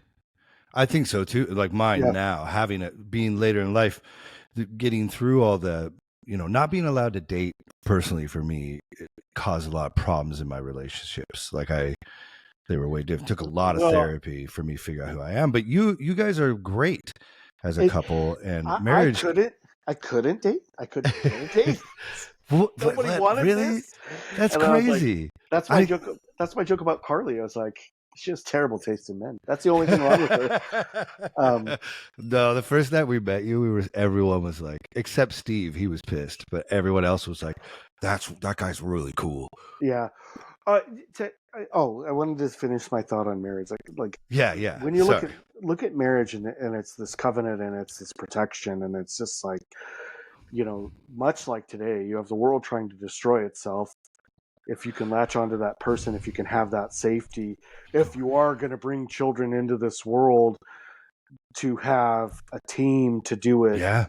Part of my job, I really see that. Whether it's a mom, an auntie, you got to have a team. And why would you deny that to anyone? Why would you deny that to anyone? If someone has that person that they can walk through life with, what in the fuck is wrong with that? Why can't they come hold your hand in the back in the hospital? Why can't they be on your taxes? Why can't they, your insurance? Why can't they be on their insurance? Why? That's the person. Matter? Yeah. If that's I hate the term, but I don't know a better term. If that's your ride or die, like, why can't you go through life with that person? Who fucking cares? Like, yeah. I love it. Sorry, keep going. You really think that God is that concerned? The creator of the universe, a liner of, like, William Lane Craig talks about. I keep quoting him, but he was kind of the collecting point of all of the information I got from him. I went and read the other authors that he drew from and stuff. But He's the simplest, most accessible one. Him and Ravi Zacharias. But he talks about you talk about the cosmological content or cosmological constant. If the weight, if the gravity in an atom was 1/10 quadrillionth of a factor, different or otherwise, whether you believe in the Big Bang Theory or not, or whatever, multiverse or whatever, if the cosmological constant was a little bit different, right, we would have never existed. You think, if you believe in a creator, if you think that guy cares about butt stuff,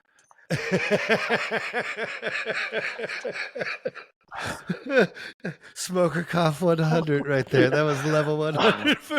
That's good. You're right. Who fucking cares? Like, do you now sex outside of marriage? I think everyone should be boning. You should be practicing boning. It really did not help me in my first marriage to not know anything. I think there has to be rules, and I think you and I are on the same page with this because I have sat across the table from a pedophile. Dude, do you remember that band, The Lost Prophets?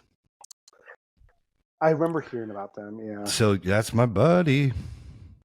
They loved us. On one Warped Tour, I brought our merch guy. I'm like, hey, you got to fucking hang out with my buddy. We sat down and we had lunch together. And on the court transcript, that's one of the days he raped a baby. Oh. So talk about broken. Yeah. I couldn't believe it. Like how I could be that blind to that level of evil. I just want to reassure you, like I, as a CPS worker, and I get a lot of the hard cases. I have some right now. And when I have to tell a safe parent, and it's not consistent, or it's not 100%, it's consistent. It's not 100%. But when I have to tell a mom that you married a predator, and that person has been preying on your daughter, and they're like, no. And I'm like, yeah. And here's how, when, why.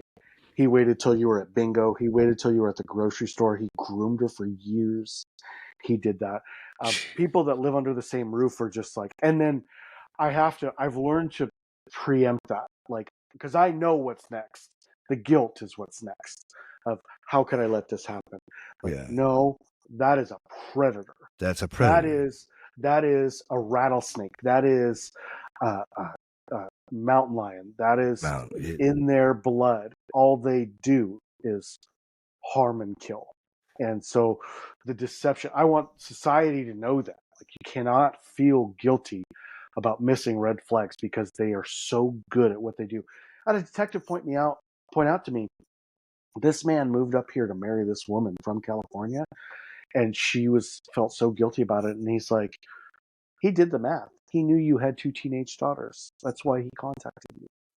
And then the heartbreaking question of, well, did he ever love me? And I'm like, oh no, I don't. Fuck. Yeah. But so yes, I think there has to be rules in society. I joke about this. This is like masturbation, like, like sex before marriage. It's just like you look at a lot of the Hebraic laws and the Old Testament laws and even the New Testament laws. It's just like, shit, you were married at 13, right? Yeah. You were, especially if you were poor. You're pumping out babies. Right. Yeah. It's just like you get puberty and it's just like, get your ass to the mine. They live in the desert. They're not even, and it's weird to think about because we have close here, right down the street from us, this amazing house. It's called the Getty. And some rich dude collected Roman and ancient antiquities. And now he has it literally looks like a Roman palace. And it's filled with, you can walk around and see like vases from 6000 BCE and like all these decorative plates from from 4000 BCE. And it's like, as I'm reading the dates of when human beings had like indoor plumbing and they were putting on plays, there's also people cutting their penises off out in the desert and writing shit down. And we got to remember who we're following here a little bit. Like, there's some if not crazy, there's some intense humans. And I'm not saying they didn't get it all right or wrong, but like they're very intense humans. I think it is a return to the discussion of inerrancy and why you or don't. I like where you're going with this, because there used to be a time in my life where the stories in this book, Shadrach, Meshach, and Abednego, by the way, like that kind of Yeah. shit, really helped me. And it's not because I didn't walk through no furnace, but I did, like, not do meth every time that drummer that night tried to get me to do meth with him. Like, Oh, it would be like, so it's like I would really look back on my life and be more grateful for, like, even I didn't drink on any of those tours forever. I didn't drink till I was like 25, 24, yeah. and even that I kind of appreciated, because we didn't have fucking iPhones back then, and I remember everything and no one else does. So, Yeah. I get to, like, whatever we're hanging out at, like, yeah, remember that time we got the dumpster in the pool? And they're like, what? And I'm like, yeah. It's I've struggled obviously with the trauma and stuff like that. It's like I've struggled definitely with alcohol a couple of times in my life, Yeah. and I don't do it anymore. recently I'm anymore. just like, very rarely do I do it at all. I Yep. didn't drink for almost 14 months, Yeah. and I just was like, because that was the coping mechanism. But it's so much fun now, right? Because you can get a little buzz on. It's like, I'll have one beer now, Yeah, and it will be one beer. It's like, yeah. no Go out and have problems. some froofy ass cocktail with my wife in Mexico, Right. And I Yeah. think that I look at that, and it's hard and I'm constantly traumatized, constantly re-traumatized, constantly have to deal with that. And I think that, my city councilman was the one that was like, the one that broke my heart is obviously the kids that were like me, in a lot of cases worse than me. And that's what I read from this book. And not just this book. I love all mythology. I listen to a lot of religions. I listen to a lot of stuff. Still identify this. I still believe that Christ existed, and I don't pretend to know the answers. But I am still so inspired by a lot of these stories. But to come back to it, it's like, I'm over it. I'm not willing to go to a building and sit amongst other people as an outcast. Amen. And have them jeopardize what I believe because they're going to browbeat me with 3 verses, Right. that they think are going to dictate the rest of society. Like, this is a tool. So well said. That is a tool. And I don't use a hammer to paint my walls. Right. And I don't use a hammer to, like, cut my food. Right. I use the right tool for the right job. And see, I feel like the Bible really, more than anything, shows everyone else who you are. The verses you're focused, if you're focused only on condemning people because of their sexual habits, I think that's your problem. If you think everyone's going to hell because they haven't washed themselves in a specific water, that's probably more of your so it's Jesus himself says, I speak in parables so that seeing they might not see and hearing they might not hear. So what does that mean? And for me, when I started digging in, so doing this podcast was a weird thing for me, because I came up with this. Well, a homeless guy in Seattle was singing the song 20 years ago, 30 years ago. Love it.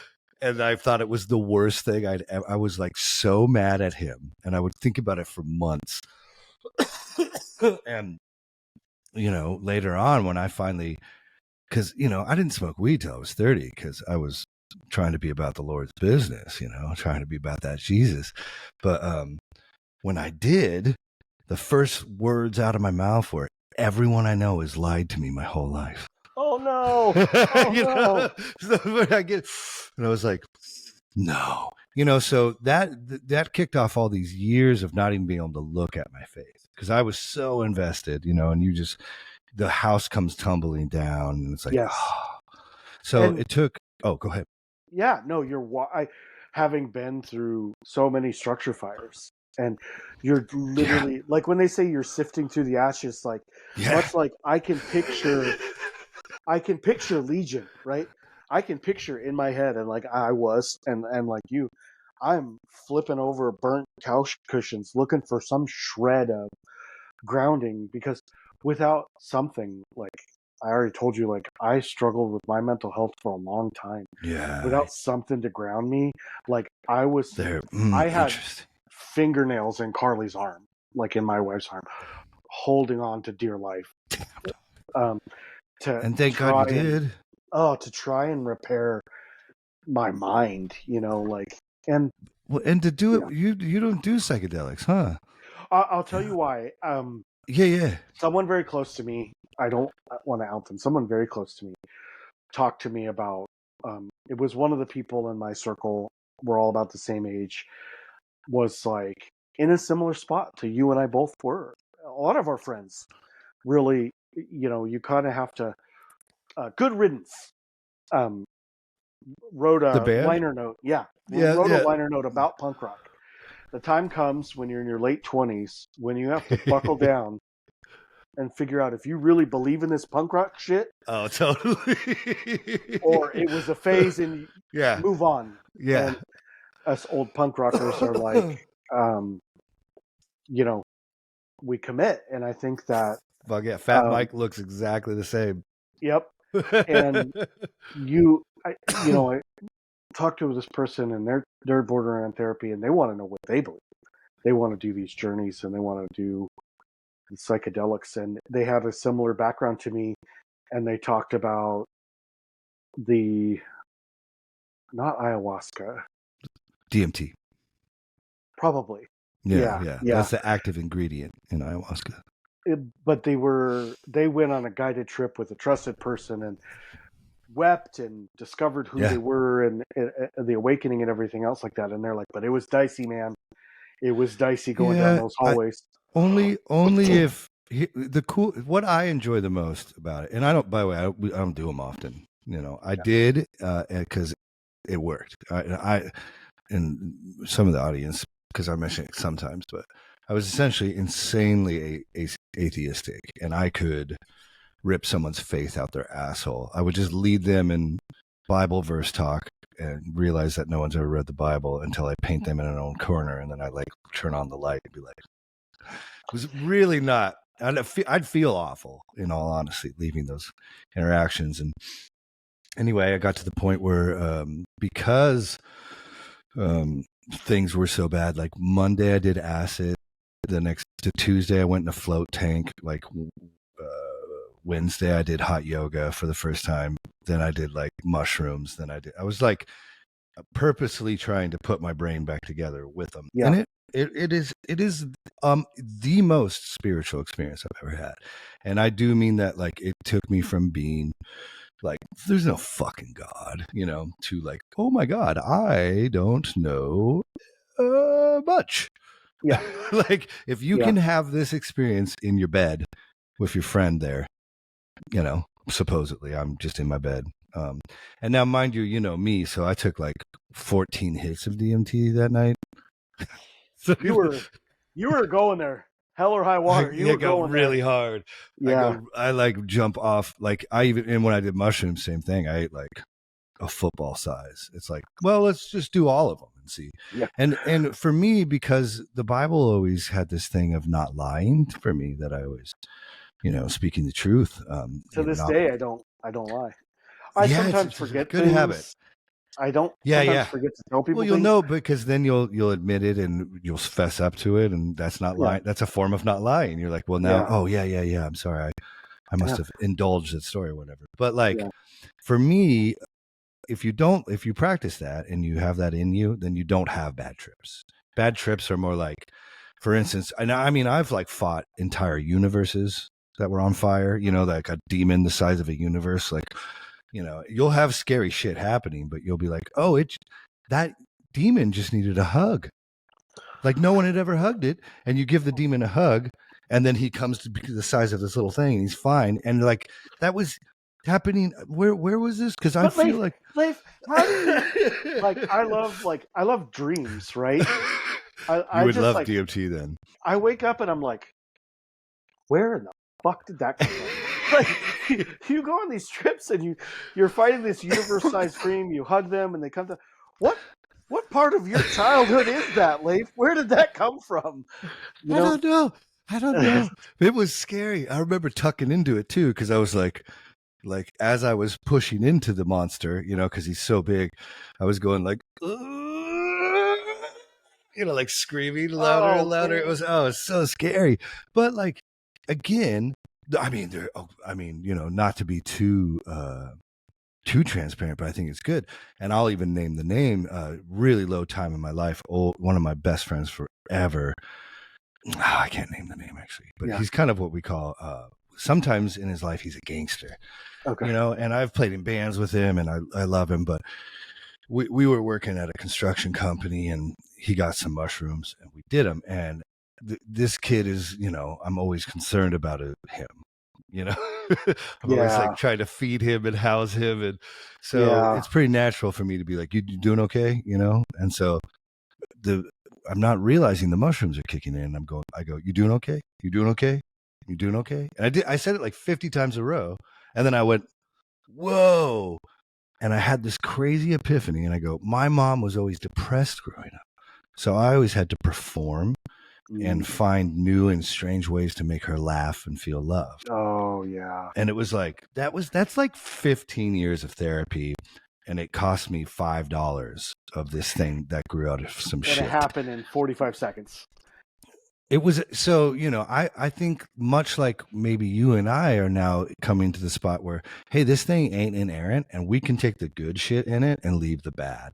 I can leave the verses of bashing the baby's heads in on rocks and the overzealous pseudepigraphy of women, not having a role.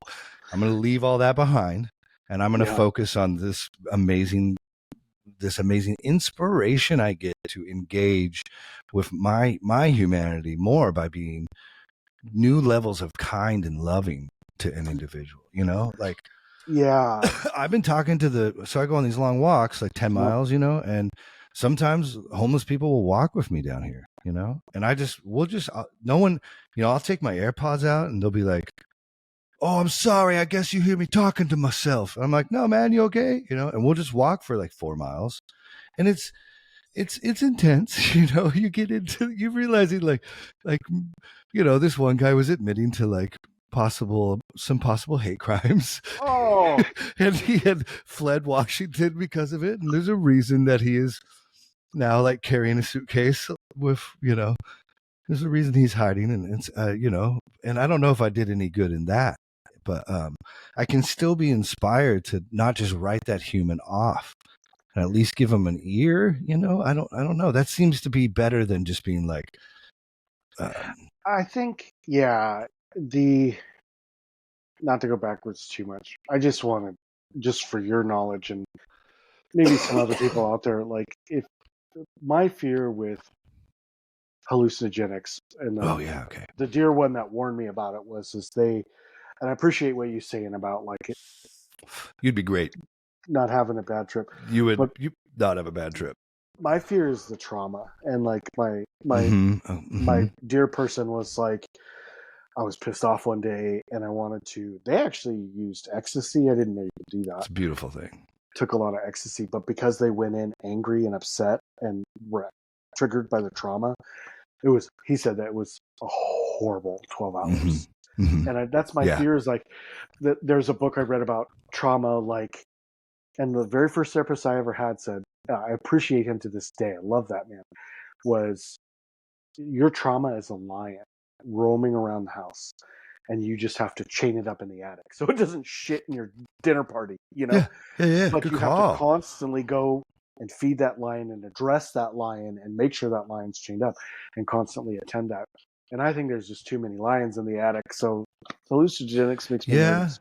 Well, but okay. So what if I told you? So so I take all that at DMT. Now, mind you, this is with a buddy. This is the most traumatic time of my life. So the worst. I mean, the weeks before this, there was like 3 days I didn't even get off a spot of my floor. Like I would get up and pee in the bathroom I was right next to and get right back in the spot. It was just the worst. So this, people would say set and setting, and I agree, but this is not that when I went that hard on the DMT. So if you take 3 hits of DMT, you have the out of body experience. You see the fucking tunnel, you walk through it, and you meet God, basically.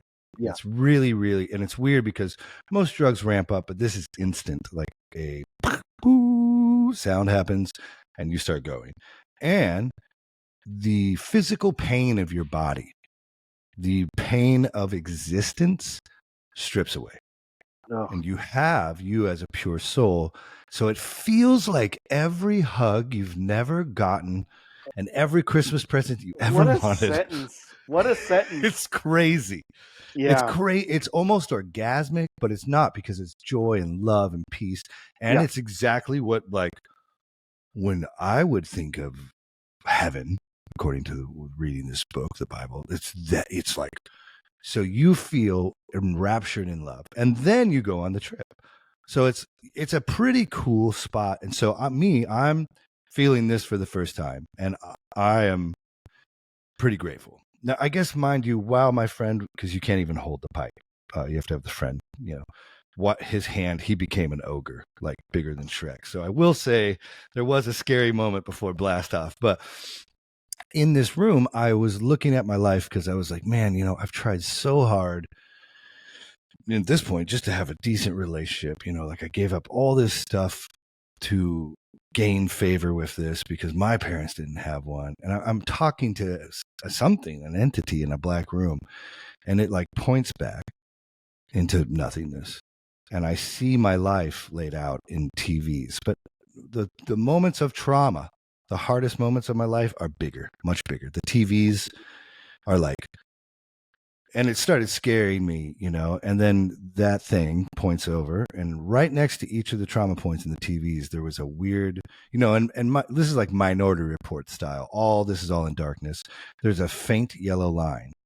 And that faint yellow line I could start seeing coming out was my ability to love and relate with other humans on a deeper level. And depending, like, skinned my knee and it would like go up a little bit, And then it was like, got your heart broken. It was like, it went up like fucking. yeah, And it was this thing where it allowed me to be like, oh, that trauma helped me open up existence. So it helped me view it in such a, and you're talking, this is happening in you, and unexplainable. So yeah. like what it was, this such a healthy experience. I think that I don't have the courage to like face that yet. I don't And think it is that's the what that amount- is, dog. I think you had a lot of hard times. Yeah, And I think you're smart. It's not for, my drug evangelism's changed a lot. It's not for everybody. And, I don't, like I said, I haven't smoked in a long time. That's why I'm really high right now. Because I had a tolerance break, no, I love it, and I think that the concept of drugs is obviously very sensitive to me because I work so closely with the abuse. and not Healthy. not earthbound. That created, like literally, like in the Bible when I'm reading about Legion, it's just like, do demons still exist? They're called fentanyl. Yeah. Oh shit. Yeah. Yeah. Heroin. But and that's obviously not a very scientific correlation, but The effects of it are. Sure, the ramifications of it. Yeah. But I would never. I'm not in a place where I would ever. I think, you and several people in my life. It's just like, you're a wonderful father. You're a wonderful friend. I can't speak for her, but you seem like a wonderful husband. You're not putting anybody else on hold. You're not doing these things selfishly. You're not doing these things at anybody else's expense. You are going on an internal journey. So who am I to deny you that? And I am just not prepared to go down that specific road because I'm scared. But if it is, all I hear is people that have been in a safe, controlled setting with their person, healing and finding these. My dear one that was warning me about this was kind of like, I keep having conversations with them about it, and they're just like, I trust them, and they're just like, you're not ready yet, It is intense, yeah. I think when I'm constantly re-traumatized by working with abused and neglected children, it's a trigger, but I my first therapist, I saved my life.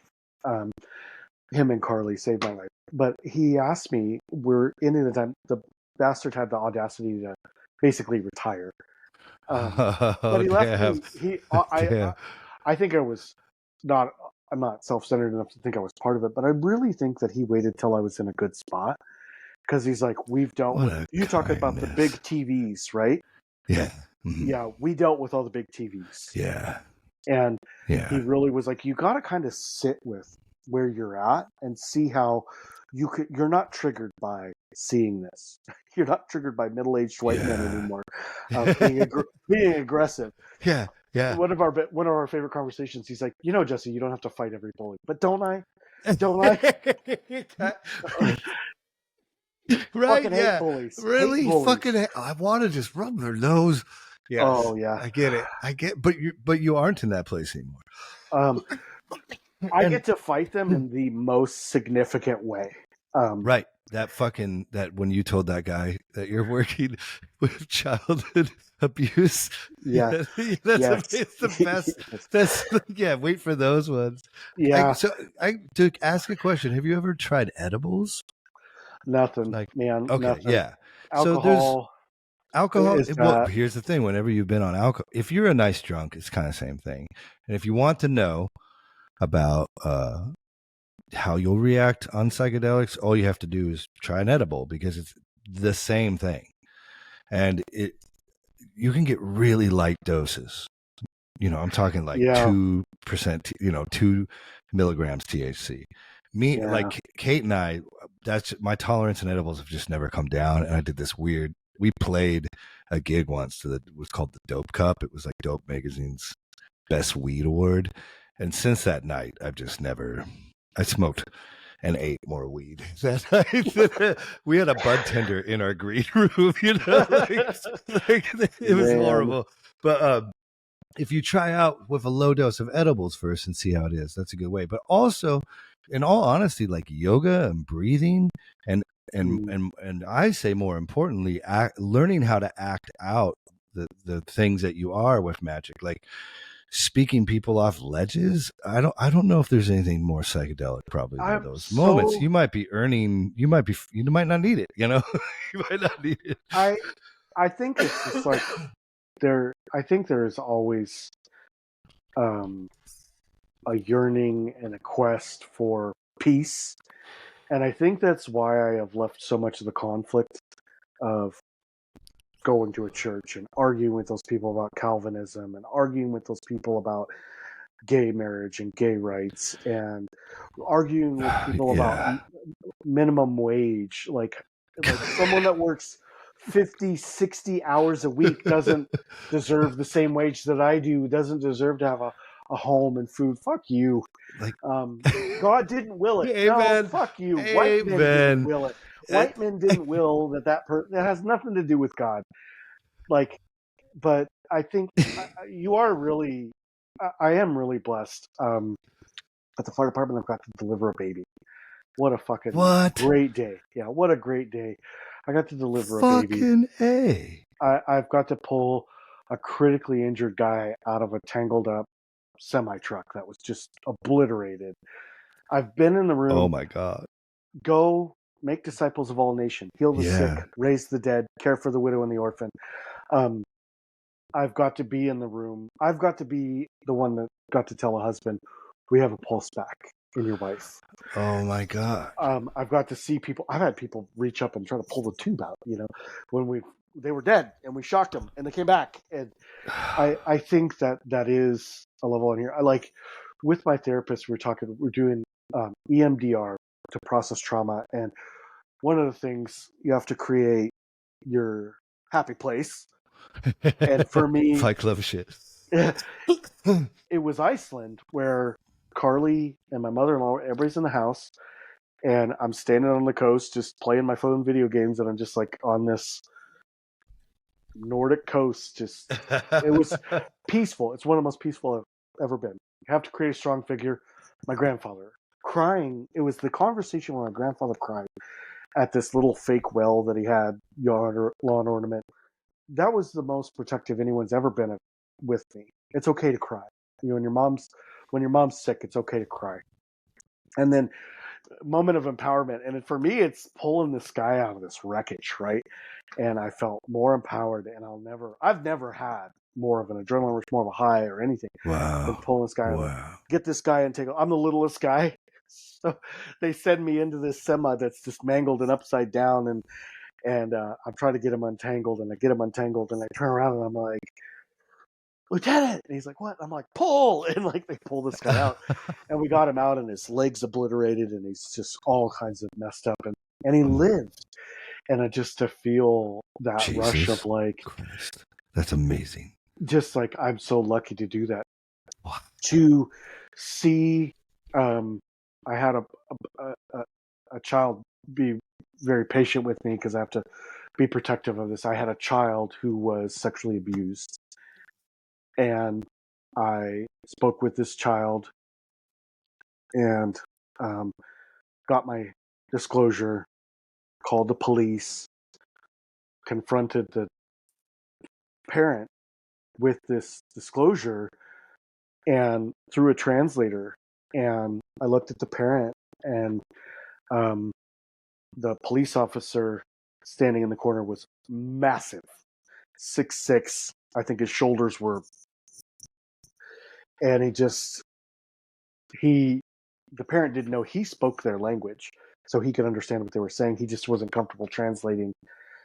So I sit across from this pedophile, and I'm like, hey, I'm here because something bad happened to your child.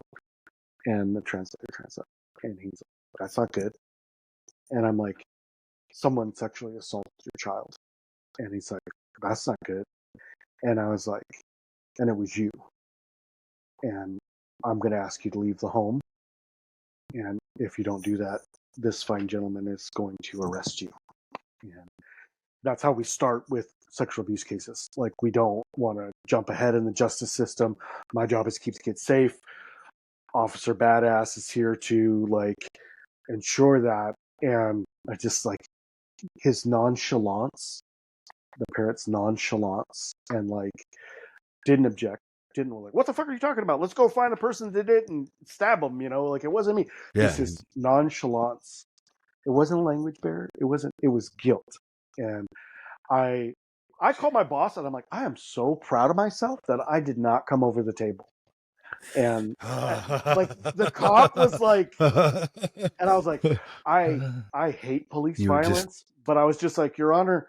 Yeah. He wouldn't get his hands out of his pockets, and we didn't feel safe, and and that's why the cop shot him. But no, in that the police officer was super professional and not gentle. He's like, "We're gonna go get your shit, and you're gonna leave." And I tell that story because the moment of healing that it brings me is seeing. I'm trying not to cry. Just seeing the relief on that child's face. Oh, he's gone. He's gone. He can't get near me. He's gone. Like, to have some small part in that was so healing. And so to me, that's what my heroes do. Whether I read about them or I saw them with my auntie and grandpa and my friends, and that's what I get now as far as healing and restoration in my soul. And there isn't a lot of peace in there. There's not a lot of peace internally, but maybe that's what sparked that. I would say that's pretty special. Oh, like, and that to that that person will never ever forget you. I hope. Part of the problem is self-worth, right? Like I play bands, dude. Don't I know it? That's how hard I work to get attention. I hope she remembers the work. And I tell my boss had a lot of come to Jesus talks with me.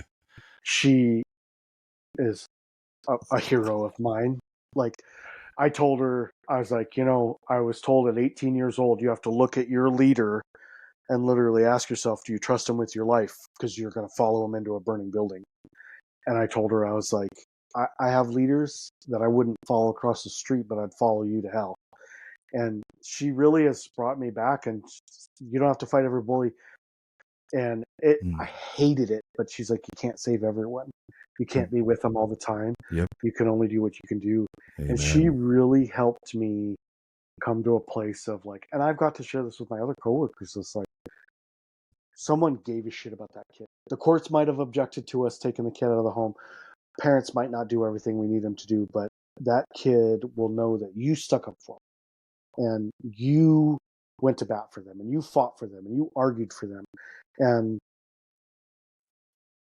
how people can organize religions that exclude, because I work with a special population. I work with Native American children mostly.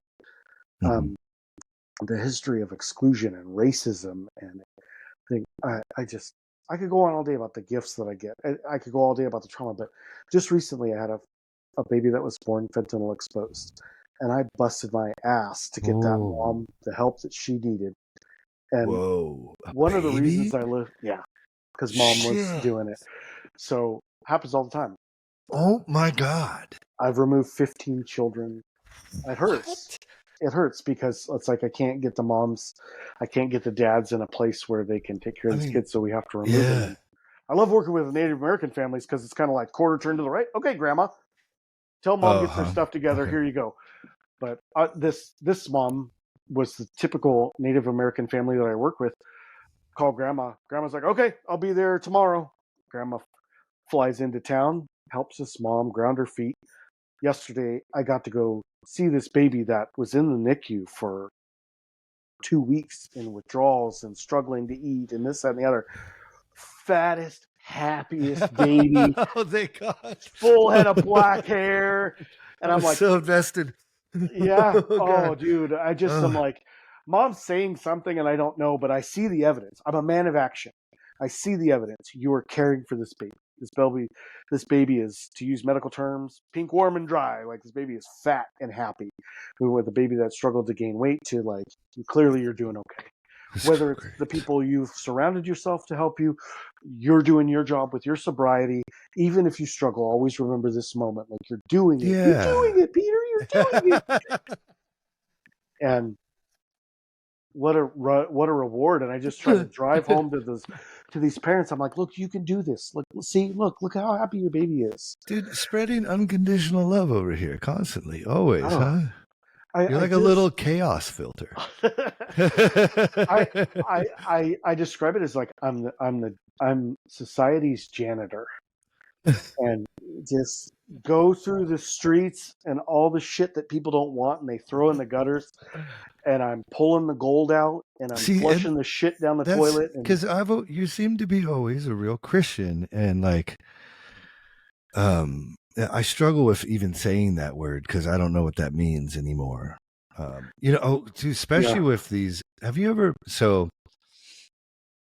Well, I was starting to transition because I'm a little stoned back to that Nagamani thing, but maybe we should do it smoother, because what I'm watching you over the years consistently act out acceptance and love, and in these, it's always a story like this, There's always like some crazy, amazing thing that you are doing to show someone love that you didn't get, Christ's love, whatever the fuck you want to call it. That's like, if we were all doing that a little bit more, what would reality be like? Is that not like heaven on earth? Is that not maybe what Christ was coming here to like? I think it's so funny. I think you could see me squirming about like getting a compliment like that. I thank you so much. It is. I do take that to heart. It is hard for me to hear good things about myself. I understand fully. Yeah, I know you do. I get weird too. But the only thing I would say about that is I started this with this long-winded, self-centered, egotistical rant about myself, right? But share your testimonies. All good, man. But I hope people see, like, I didn't start this way. Don't get me wrong. I was an asshole as a teenager. I was an asshole in my 20s. I was an asshole last week. I learn and strive to do what I think is right, what my heroes have done, men and women, women and men, people that have inspired me. And I see the effigy, the figure, the ghost of Christ, my connection to benevolent beings. I don't think that is the only thing you can do in evil to evil. The only thing I could do to evil is fight against it. And a lot of Christians, I think, are afraid of that word fight, but sometimes it is sitting down and letting a crazy guy walk 4 miles with you. You never know. Like, he got what he needed to get off of his chest. It activates his. The number of times people have changed my life with one sentence. Hey, check out this Ravi Zacharias guy. I mean, what's my Those are course in life? CDs too. Remember that? Right? Like, Oh yeah. What's my course in life now because of one sentence? Can it be right? And Yeah. it's, I mean, I wonder. I would wonder, because you don't know anything about like the Gnostics, do you? Are I you studying do. that? Yeah. Oh, okay. Yeah. Yeah. Not a whole lot. And I know, like, I got into like some of those second century councils about the selection of Oh, which books go into the Bible and what don't. Not a lot. The Not a lot. canonization of the Bible is so much trickier than people think. It's like it it's a lot. What now? took like over a century. Really? I mean, I mean, by by the Council of Nicaea, it's basically big, but Okay. it wasn't because of the Council of Nicaea. That was for the creed. They were figuring out something totally different. Mhm. It's just like popularity. I mean, there's a lot of scholars that I even like one of my So you're favorite. saying it was a bunch of old men sitting in a room trying to decide the fate of the world? It wasn't exactly, but it is Okay. tempting. It is tempting. But what we have that's more interesting, I think, is traditions closer, because we're talking about 365, 380, 80. We're talking about later when we talk about that shit, the Council of Nicaea and the canonization of the Bible. There's like traditions like right next to the life of Christ that are completely contradictory to Christianity. We grew up with or understand or have in the Bible like these Gnostic texts that were basically expunged from history. Like when we found them, the Gospel of Mary, the Gospel of Judas, the Gospel of Thomas, the Apocalypse of John, we found them in this cache in northern Egypt, in Nag Hammadi, and they're destroyed. They're barely there. Like the Gospel of Mary Magdalene is like, unfortunately, really short. By the way, it also says that heaven and earth aren't real and will fade away. And it says that have no governments above you, just Christ. So it's like, I wonder why this book was like expunged from the records, and the Gospel of Judas, which I just read, the apostles, like Jesus hates them and mocks them and makes fun of them. And they don't understand him. They don't understand it. In fact, the only one who knows who Jesus was Judas, because through his work, Christ saves the earth, for all of creation. But these are very contradictory to what we think of, as Christian, and they're like they're like 200, sometimes 400, and unfortunately the others, but like they're close to the actual dude. I think William Lane Craig, to the chagrin of all those Texans he's teaching, really like dug into the Gospel of Thomas. That's one of them's. Yeah, and he really he talked a lot about it, and I was fascinated by that. And when I was listening to you and Jeff beginning to talk about the Gospel of Judas and stuff, and I just when I picture the Bible and I picture an earnest person sitting down and is like, you are not going to believe this shit. I just saw this dude this guy has been blind for 50 fucking years, and I watch just the excitement that this guy's writing with that, and this is where it goes back to like humanizing and identifying with the lesser characters of the Bible, like the dude that's in earnest sitting down writing about, look at this guy, like this guy did this thing, and the passion and the love and the excitement of like, if I saw some of that shit, Leaf, if I saw something I couldn't explain, I would tell everyone. There would be no doubt where the story came from. It would be like, oh, I just saw this, and we do it today. It's just like every morning at the fire department. True that. Every morning at the fire I see department, we what sit you're around the saying. coffee table or the breakfast table, and we're all like telling each other stories. I mean, oh, we saw this, this crazy ass, like this cool thing, and when you look at the Gospels of the Gnostic Gospels, and I don't know anywhere near about as much about them as you do, but when you look at very interesting. it, I think of like, I think of the excitement of these people and the earnestness. Like, I don't think anybody's sitting down to write a story to like, nope, fuck that. I'm going to lead the boat over here, Yeah. I mean, the nefariousness could be there because one, it's tricky, and really what you got to do is find as many scholars that disagree as possible, and you got to find the best pedigree of them. It's hard for me to find religious ones. Probably you keep, which is cool because I remember how long it's been, so I checked him out. But William Lane Craig is kind of among the best, I think, of because people but people can believe, and it's.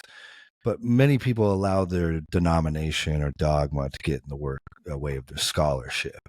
And it's fucking annoying. But then there's this guy, Bart Ehrman, who's fucking unreal. Yeah, I know about I've Bart read Ehrman. every single book. I've taken every great courses. And then there's this guy named Dan McClellan, who is he's Mormon, but he speaks all the ancient languages. So his insight into, and he doesn't pretend to tell you what it means. He just debunks Bible shit constantly, and he's becoming super famous for it. So it's a really great time for that. But the funny part is lately, and this is why I was so excited for you to come on here. I don't know if you were to listen to the arc of podcasts over the last little bit here, I've been becoming deeply depressed because all I'm doing is constantly 5-6 hours a day for 2-3 years now, reading the Bible.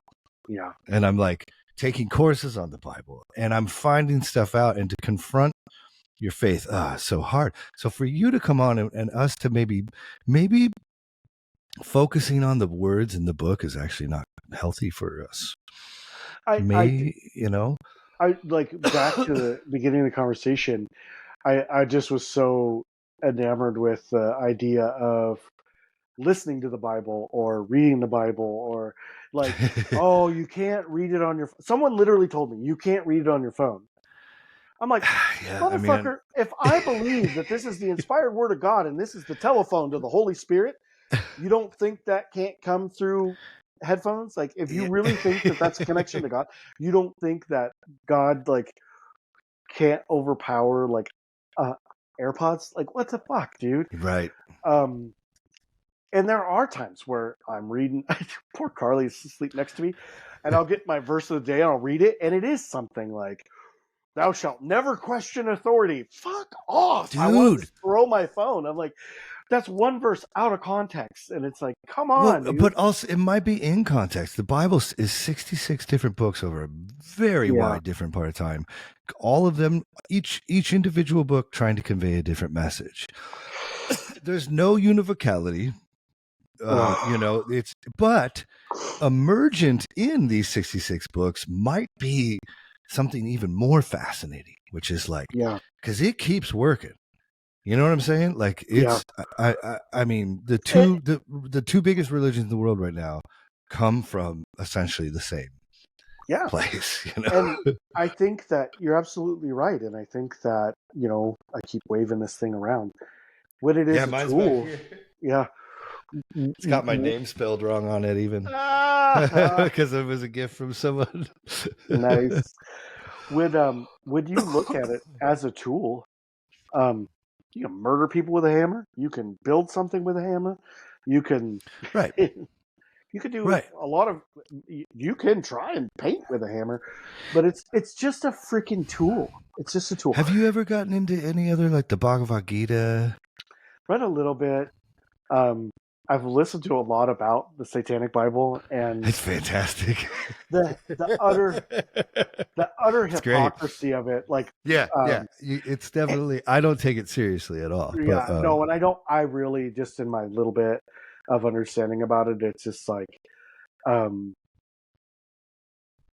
LaVey. You just asked Brendan this question. LaVey wrote Timothy it? LaVey.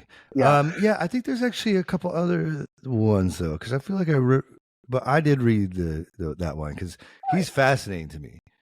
He's fascinating. He was a crazy super genius because he mentions in the. Do you know his history? A bit, yeah. Yeah. So he starts as as an 8-year-old. He's a crazy musician, like played piano unbelievably. So he plays organ. Real affluent, right? Yeah, but I mean, to have his life, I think you have to have a little bit of Skrilla. He becomes if nothing else. And I get him and the other. There's another mid-century. Oh, Anton LaVey. Yeah, I think that's the one I'm actually talking about. Timothy LaVey is something else now. I'm stoned. McVeigh is the Unabomber. that might be it. But I know Anton. For a fact you were, even growing up in the sticks, you were not inspired by McVeigh. I can say that confidently about you. No, yeah. Anton LaVey, yeah. I think it was English royalty. I could be wrong. Well, so he's as a young kid, he's playing in church, and then he's also playing at the freak show at the carnival and in the nudie show. And everyone at church was there too, in the tent. Like, yes. So he's like, I see what's happening here. But he was known to play he would play 5 different grandmasters of chess as he was walking from a pentagram, these different points of his mansion and having orgies. So he'd walk from orgy to orgy while playing 5 different grandmasters. So the guy was fucking scary, weird, smart. But if you get into anything with him, you start getting into sex magic, and it's like, I find it really fascinating. For me, Satanism helped because and him, I cited my buddy Jonah was in the band with us, and just essentially pointing out that I don't have anything because I'm constantly giving it away or helping, and that I'm a little too nice. And we were making that record with Terry Date, and I was having a mental breakdown because Mom was losing the house, everything was just blah blah blah blah. And so he leans over to me. You didn't get a break for about the first 15 years I knew you. Yeah, it was it was. You just kept getting kicked in the nuts by life. That's actually what scares me about this is, that Bible, that verse, to he who has, more will be given, and to he who does not have, even what he has will be taken from him. Yeah. That would keep me up at nights, because growing up, that water would fall on my face if it rained in my bed, and that house had no heat. Literally water torture. Yeah, straight up, so you'd read that verse at, I'd read the Bible in the morning and at night, and I'd read that verse at night, and you'd be like, I deserve this, Yeah, every interaction you have is someone who probably has more than you telling you, if you don't have something, if you don't have good things, then God must be pissed off at you. Yeah, you must not be in God's favor. Yeah, yep. It was, and what a crazy thing, because in all honesty, what the genesis of this, because I wanted to have my own faith, right? So I was, when I was very young, I was when we still lived in Kent, I was 8. I was looking at this daffodil in my backyard, and I was like, what is keeping this together? Why isn't this exploding into, I can pull a petal off, but you had that at 8. I had that about 2 years ago. I don't understand atomic gravity enough to realize that what's going to keep me from just disintegrating into a puddle of atoms and goo. Well, I think this place, and that's what makes this world kind of magical, and I think with the right with the right lens, even with how we can come to it all from different angles and completely different points of the spectrum, from everything that can be. We can kind of call to this thing we think of as miraculous, right? That how Yeah. can life be so torturous and soul crushing and at the same time so beautiful, and like so beautiful that you don't even want to say something bad about it because it could be blasphemous, It It's like is. how could that not be a something outside of this place, a god, I, if you will? I think that's a bad name yeah. for it. One of the things that, I found it interesting that even in LaVey and that you start to pull Oh, back, that's okay. Yeah. Henry Zabrowski even talks about, like, he puts it so eloquently in his summarization of this: you don't fuck with the kids. Like, that's inherited in Satanism, right? Yeah. Like Yeah. the Satanism in that, like, you know, he defines, like, there's devil worship and then there's Satanism, and he's like, you don't Yeah. fuck with the kids. And I don't remember how he cited it, but I really like. I think that one of the things that I really helped reground me was the thought of the drive of taking care of people. And for me, my lane, my wheelhouse is crisis. Mm-hmm.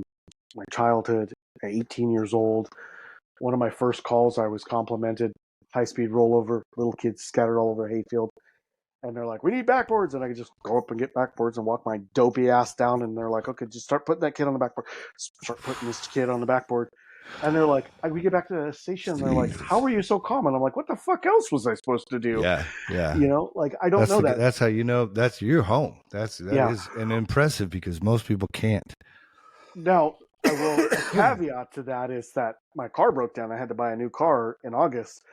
I lost sleep for 2 days about the conversation that I was going to have That's about the that's so extended humble. warranty. That's so I humble of you, though. Like, yes, even I was like, fuck, badasses. he's going to try and talk me into it, and Carlie doesn't want to make the payments, and I just, like, I don't trust him, and it's not worth it, and I don't want to fucking tell this guy no. I just told a pedophile, fuck you. You don't get to go home today. No problem. But, oh man, I don't want your stupid extended warranty. Um, Just Real life You're is such a hard for good me. guy. Dude, what are you talking? I mean, yeah, it's been both of my sons exhibit what they call spectrum behavior, and not being allowed to go to school or believe in that kind of stuff. I've always been like, nah. But I've always wondered how, like, I can remember every lyric ever. Like, I can play you 1,000 songs right now on 4 different Yeah. instruments, and that's not really. That's just from, I don't know. It's been, I don't know. Once I hear it, it's like I have photographic memory somehow with that shit. And so it is nice to have me. I want to go get diagnosed. I've never even said it aloud. Yeah. But It's and yeah. I forgot, now I'm feeling awkward. I forgot why I thought this We were would kind add of to talking the about this. conversation. Yeah, the specificity of, like, each person's brain.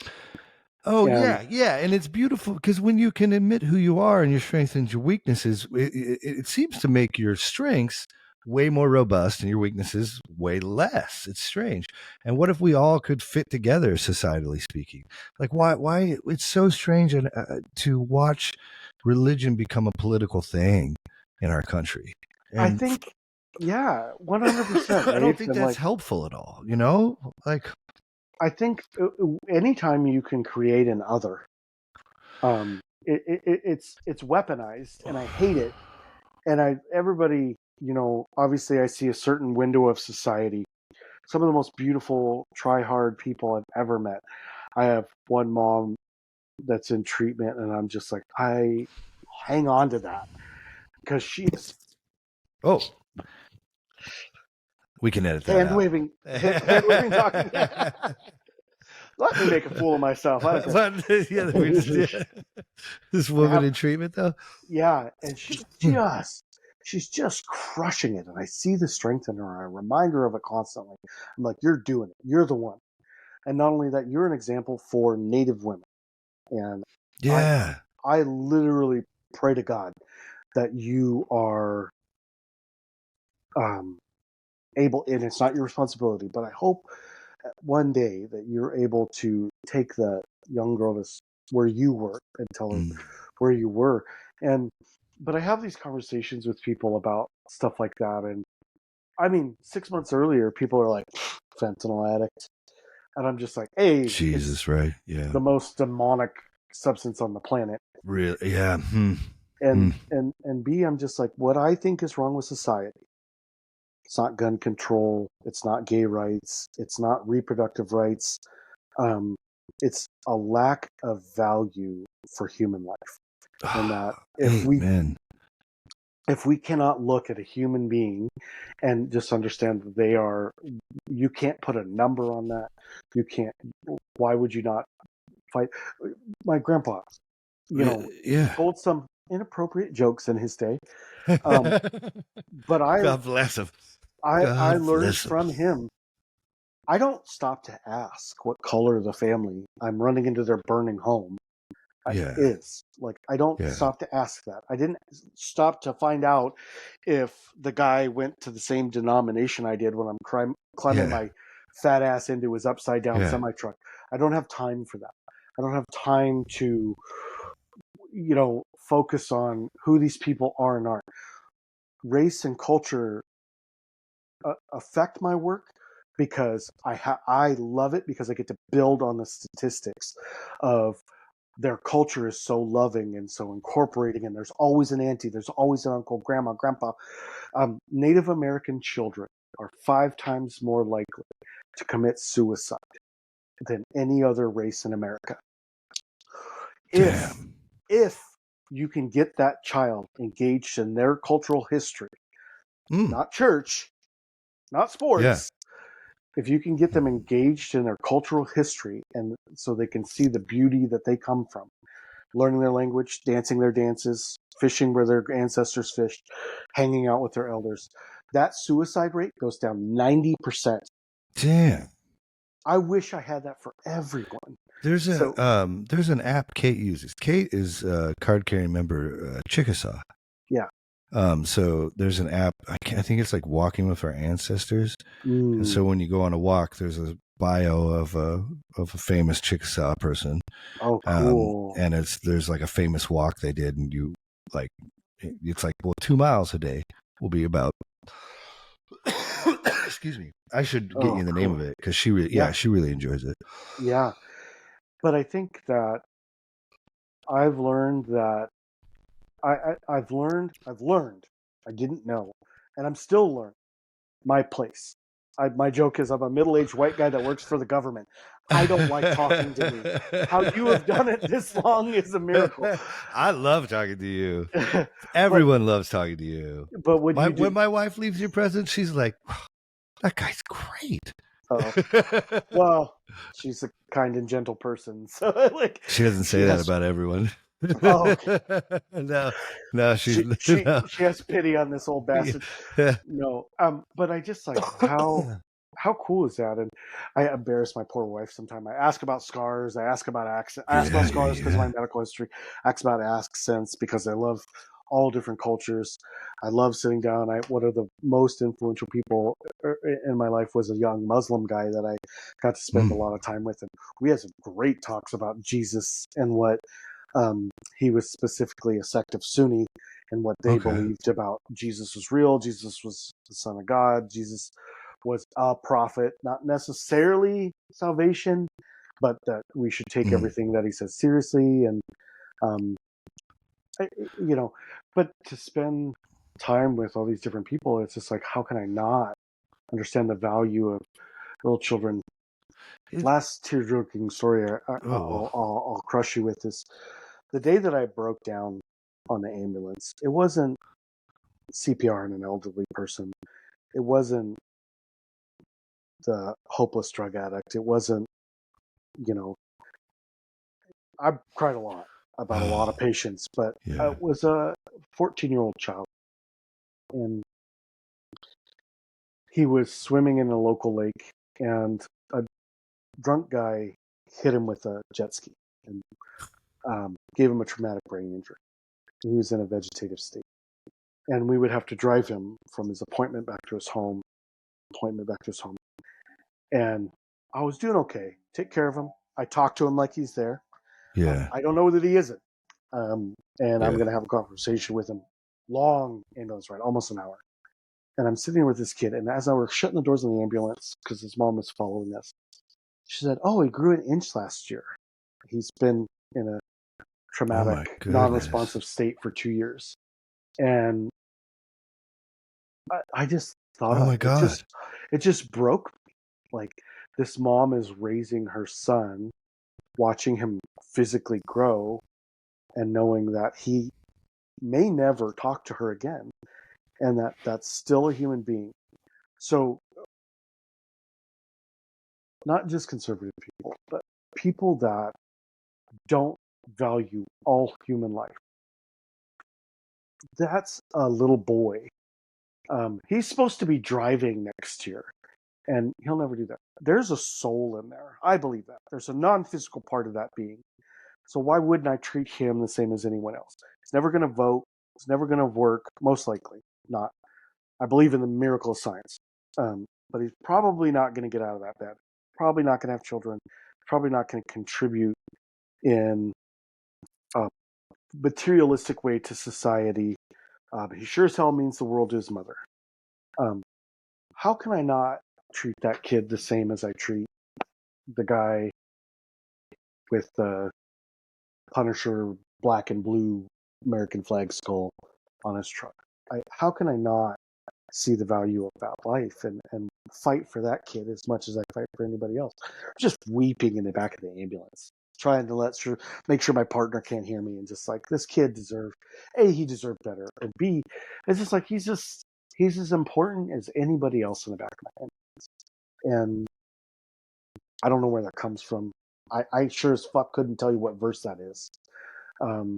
But love of people and the desire to fight for people and go into dark places for people, it's all I have to offer this world. And if I can read a book, talk to a person, bounce shit off of a friend, and reinforce that and reignite that and keep that fire going, and that's all I have. And I love sitting here and like picking apart shit, and more importantly, picking apart the ignorance that's entitled, the entitlement that's people weaponize a couple verses to just mutate culture. And I will fight Real aggressively. evil. Yeah, I will fight aggressively against anyone that tries to dehumanize and devalue anybody else. That's my ethics. I believe human life is worth everything, so my ethics are to enforce that. And it sucks. My partner at the fire department had to do CPR on a nasty pedophile that tried to take his life. And the whole time in the back of their mind, they're just like, I should let him die. I should let him die. But that's not my calling. My calling is to save this guy. You know? Wow. Wow. Yeah. I don't get a pick. If I believe human life is worth something, I don't get a pick. I agree. Amen. Like, I go into dark places for. Well, and that's what we're talking. Yeah, interest. And why? Is there hope for the future and perhaps organizing religion in a better way that it is this? Like, there's this weird podcaster I love. He's insanely smart. His name's Lex Friedman. I've heard of Lex Friedman. Yeah. He makes he's I think he did AI and stuff, or at MIT. I forget. But he always says this thing about it's an engineering problem. Like, what if we could engineer social media to be more loving? What if we can engineer? And I feel like that's what the church. I mean, I think it failed miserably, and I think we need to admit it. Like, I think I don't know if there's a worse place to go if you have a problem or if you want to learn or grow than the 90% of the pulpits that are around you. I think it's failed. So is there a way to engineer this? Like, because there's going to be people that are going to, this book, they're going to read it. They're going to find the verses about fanaticism, about like lukewarm water. They're going to, about smashing hatred. babies on that. Yeah. Yeah, and they're gonna enforce. Oh, at least throughout history, we always do as a species. We always start leaning towards that. It's like it becomes what Nietzsche says is will to power. Everyone's Yeah. just trying to get power. I think that, and this is, as the kids say, a hot take, is what if you take this book and you just put it on the shelf for a while? You know what? When I hit my brother with my toys, my mom took them away from me. Until you can put your money where your mouth is. Like, I don't know. Like, I think that it's engineering. I think you might be right. Yeah. I argue with people about socialism all the time. I am an anarchist. I argue with people about socialism all the time. Oh, subsidized healthcare, public healthcare. Motherfucker, we pick somebody up in the ambulance that's hurt and they don't have insurance. Who the fuck do you think pays that bill? Yeah. Like, let's just be honest. We're a socialist state in that regard. Mm-hmm. I have to remove someone's kid from their parents because their parents are sucking ass right now and need to get their shit together. Who do you think pays for that kid's education, healthcare? Who pays the foster parents to raise that child or subsidizes that grandma because she's supposed to be retired and now she's raising a different generation of kids? Who pays that bill? A society, as we should, right? I love it when conservative Christians come at me with that. Socialism's the bad, and I'm like, what verse was that again? Feed the sick, raise the dead, care for the widow and the orphan. Yeah. Acts, when all the apostles sell everything they own and give to each one as they see need. Not popular in church. Which is weird because these people hung out with Jesus. Yeah. So, yeah. Something about a camel walking through the eye of a needle, or I don't know. Amen. I think it's social media, society engineering, and it's like back when the evening news was still a part of our society in Colorado when I was a kid, there was this news and it was kind of Gulf War era, maybe a little after, pre-Columbine for sure, because I grew up south of where Columbine happened. I knew one of the kids that was murdered in Columbine very distantly, but I knew him. He was a friend's boyfriend. The news got on there and they said, you know what? We have a promise that for the first 2 minutes, instead of throwing some shit at the end, for the first 2 minutes, we're only going to tell positive stories.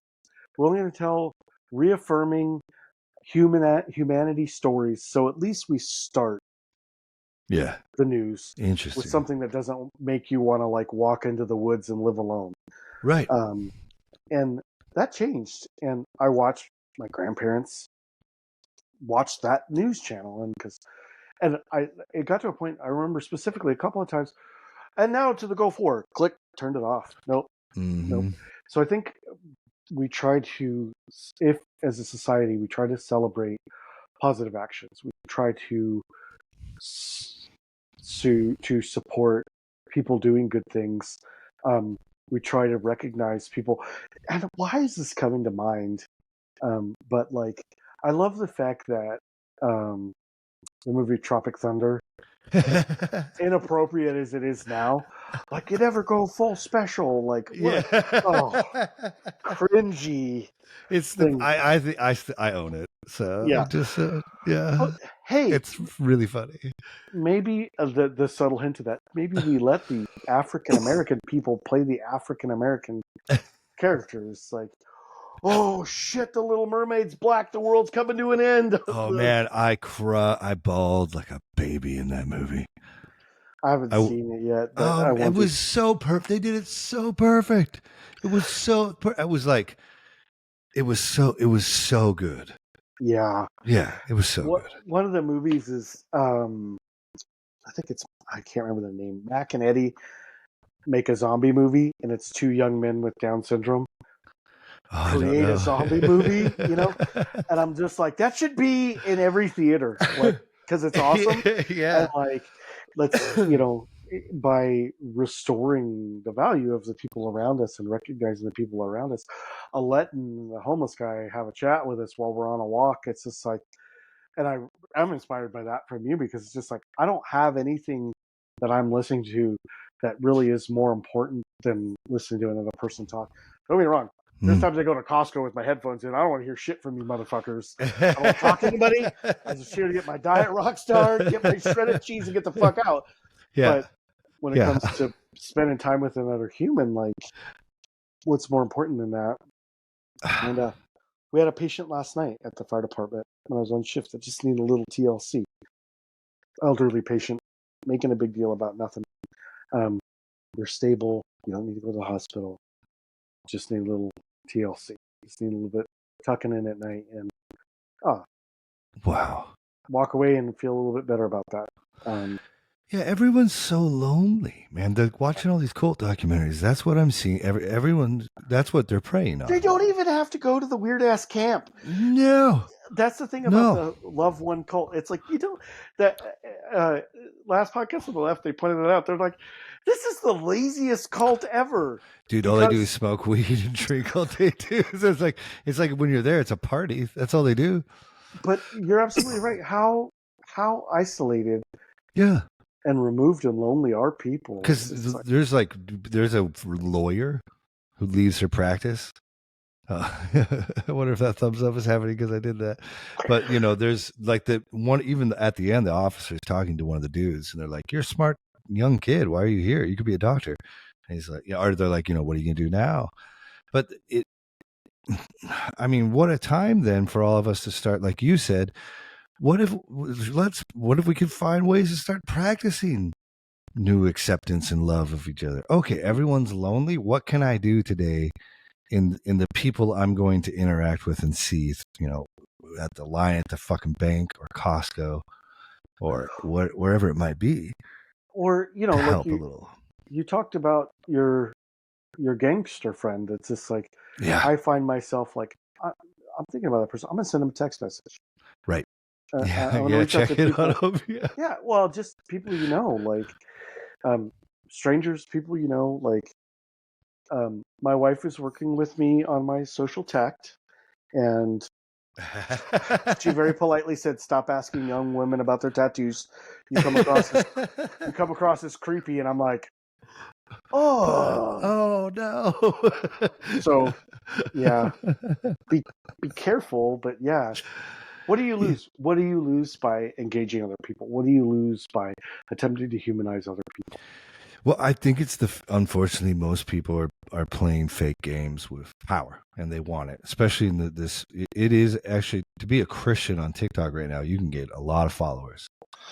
It's huge. And we're talking like, crazy, like a guy will like start out real close up. He's like, I went looking for God in a bathroom. I was on my knees. It's like the stupidest shit ever can be selected now, where it's unfortunate. But people, it definitely seems to be where the rubber meets the road, right? And if you want to be a Christian, if you call yourself such, I don't know how you could read the stories in that book, all of them, about the ones, read the teachings that Jesus is giving, and think that he doesn't want to love everyone. All his best friends are fishermen and prostitutes. Those are not exactly the social elite of the day. Yeah, one of the parables about the woman at the well. That was a racial tension. Yeah, because she's like, you guys aren't even supposed to talk to us. Yeah, that's a Samaritan woman. That is an other. That is the box at the bottom of the list of races. Heathen. Yeah. I love the story of the Good Samaritan. People are like, oh, it was the guy that stopped and helped. I'm like, no, you don't understand. All of the believers like walked right by and didn't do anything. It was someone that was supposed to be a non-believer, a heathen. And you were told that story about someone who doesn't have... I'm sorry. Help me out. No, this is the best. This is the best. Yeah. It's so strange that the moral is lost. And Jesus, it's funny again, because we already mentioned this, but Jesus says that. He's like, so seeing they might not see, and hearing they might not hear. We're like, here, how could you not see that the fucking first two were pastors?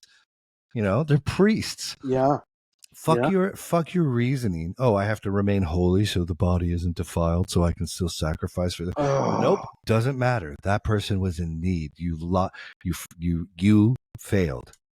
Yeah. You failed. You know, and the person that wasn't supposed to be the hero of the story, the Yep. outcast of society, the non-believer was the one that saved the friggin' day. Yeah. And Yeah. that they you talk about inerrancy of the Bible. That is lucid. That is clear cut. That is a cut and dry, on paper story, and people blow right over that. They use that don't term. even care. We have the Good Samaritan law right now, and it has nothing to do with that. And it's a great law. Don't get me wrong. Like, you know, if you try to help someone, you're protected by the law that you did your best. And if they die, their family can't sue you. But you know, that's a verse that it's right there in front of you, and you missed the whole point. The miracle. I don't know. I would love to know your thoughts, but the verse where they pull, and I had a whole exegesis on this. Like, how did the Pharisees know that woman was committing adultery? Unfortunately, that story has been proven to be false, or at least added much later than the original writings of John, I believe. Is that Matthew? Yeah, appears in both of those. Even if we try to do like my cop out and just read that as a fable, part of the Bible, I still use it. I act like it's real. Yeah, principally, these the peak of their religious society knew this woman was in this room naked with this man, broke how many Hebraic laws, drug her out into society, and we're going to stone her to death to test Christ. Yeah. And, you know, nobody wants to talk about fable or not. People don't want to talk about that the figure of Christ defended a loose woman, maybe a prostitute. And my favorite, and this is what I always say with this, he defends her in the most personable way you can. Let's say he's teaching, right? And like drawing a crowd, obviously. So all the attention is on him. What does he do? He spits in the sand and starts drawing like a lunatic. He makes himself look like more of a spectacle than even her. Well, so that's why, even as a device later on, and I consider it to be complete fable. It can't be proven. There's some weird shit with it. Like, for instance, where's the guy? You know, so by law, the man should have been there. So the guy's not even there. So it's like, you know, there's some, it's what the kids call sus. But you know, but at the same time, this woman's darkest hour, and then the advice. Where's your accusers? Do they not condemn you? And I guess not, Lord. Well, go and sin no more. Yeah. Neither do I. That's fucking awesome. Like, if you're fucked up on fentanyl and you want to get off of it, that kind of advice, that kind of acceptance, that kind of love can be you know, the catalyst for everything. I just sit there and I'm like, what would I want to hear? You can do this. You might struggle. You might relapse. If you do, you call me. I will help you. I sit down with parents and I'm like, here's the deal. I need you to take a UA. Oh yeah, it'll be clean. But I need to know the truth, because if it's positive, I can work with that. We go from the UA to an assessment. I need you to have a substance abuse assessment. We need to get you the help that you need so we can help you keep your kids safe. If you lie to me and say it's going to be clean and it's positive, now we have a problem. Now I can't trust you. Oh, well, it might be positive. Cool. Let's just skip that step and go straight to the assessment. How do you feel about an assessment? And just like for them to see in real time, immediately, that my goal is not to nail them to the wall. I don't want to use the word. Right. Not to judge them, not to condemn them. My goal is to solve the fucking problem. Yeah. You are struggling with a really hard substance. It is very real that you are hurting. But I can't have you unsafe. You're in charge of this young life. This person depends on you for everything.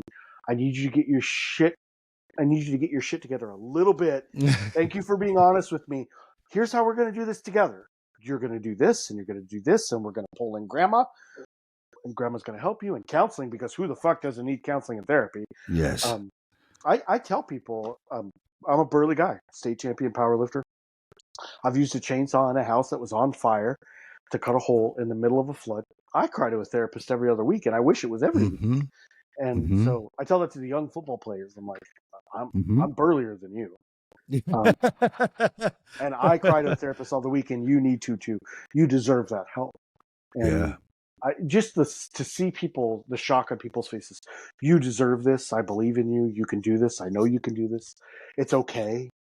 You know, like that's that speaking to that loneliness too in there. You know, it's like, absolutely. God damn it, how powerful is it? Why can't we engineer a society? Why, you know, I don't know. Never mind. Yeah, I'm getting all soapboxy. No, you're 100% right. It's just like it is the isolation that is the enemy, because when you are isolated, you and I both know that attacking your self-worth. Addicts talk a tough game.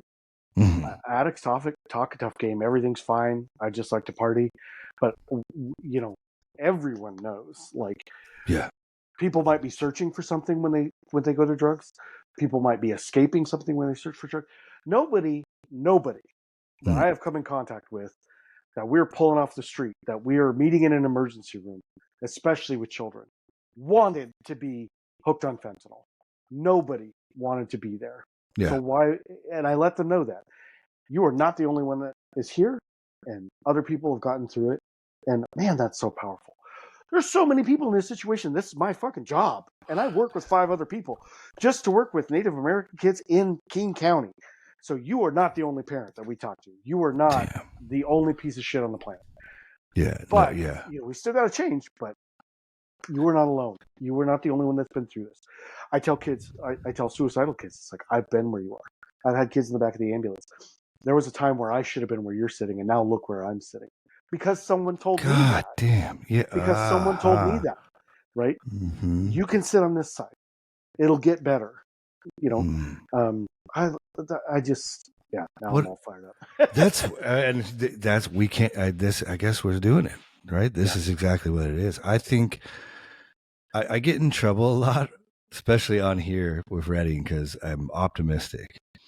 Because I think humans are rad, and like I think it's, like, for instance, even me, like I've gotten into working out a lot, and like I said, for like since the pandemic, I've been doing 2 days, like 3 hours in the morning, 3 hours at night usually, and I went from 175 pounds to 240, you know, and it's all in response to just not drinking. Because when I stopped drinking, because I was in that country band touring a bunch from, what else is there to do? What else is there to do in a country? You're drink. It was so much fun. And 90% of the songs are about drinking. Drinking.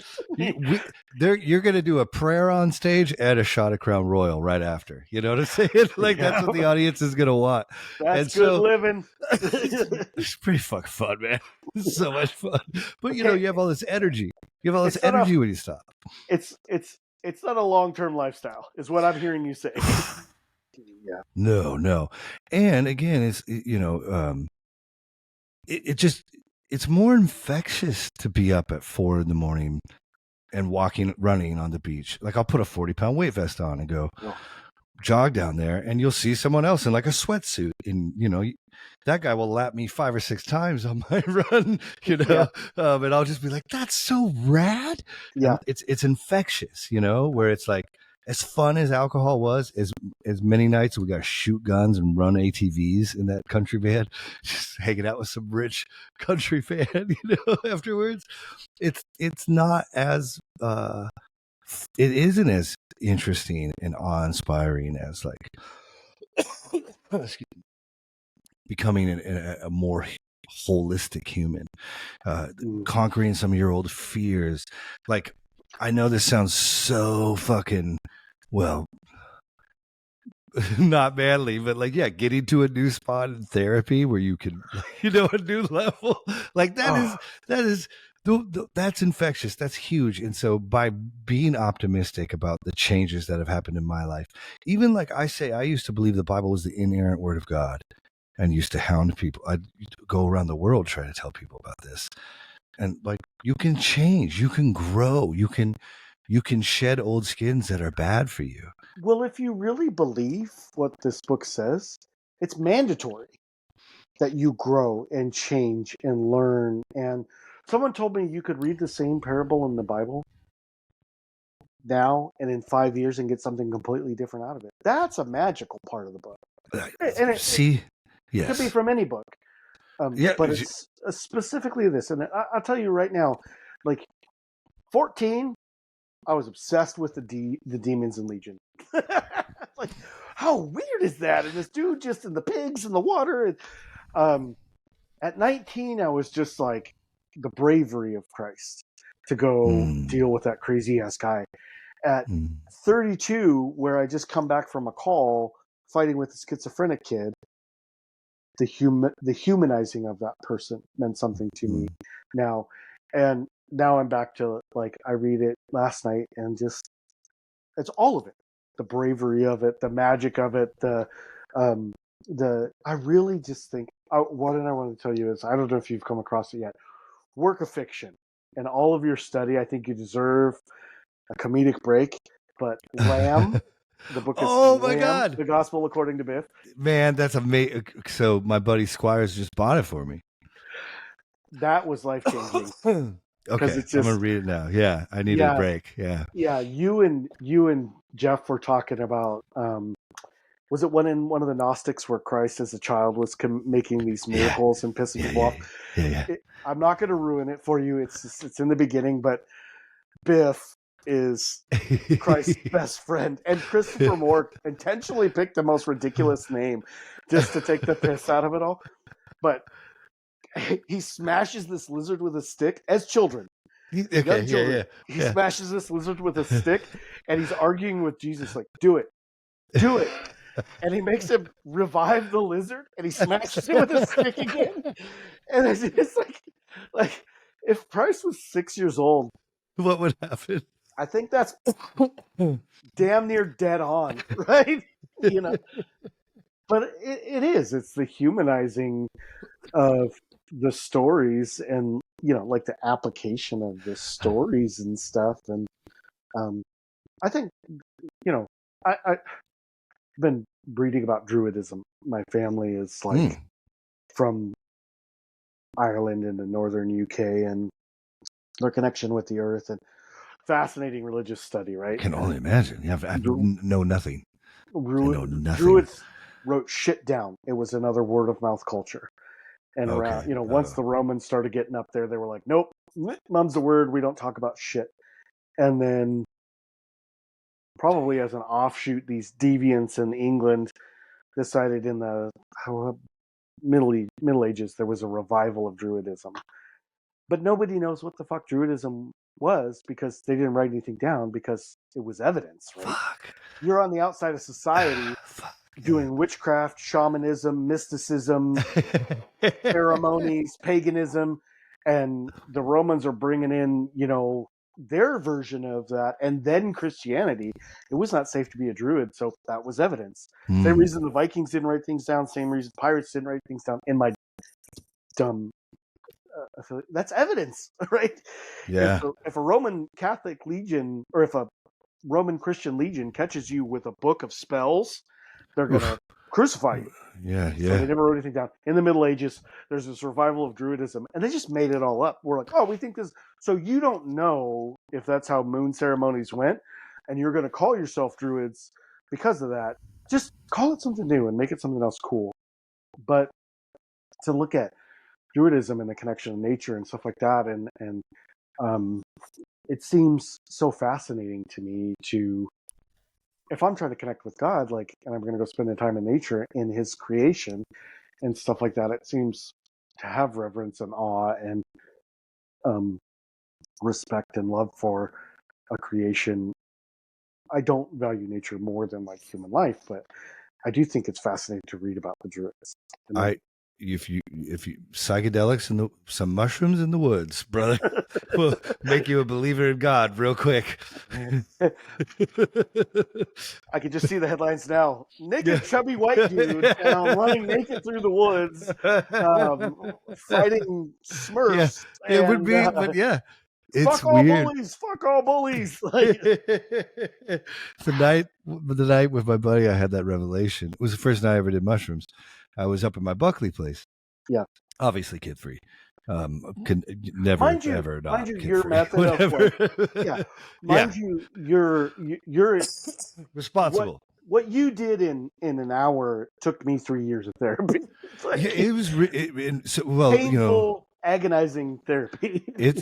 And that's why I've my dad in my life's always been kind of extreme, so I'm always used to being like more than 110%. Like, yeah, and it in some ways it pays off, and I really like it this way was definitely. So later that night, I'm like stumbling out to the backyard, and I have this grass. It hasn't been cut, and I'm laying in the grass, and I could see before I was laying that there was like what is that?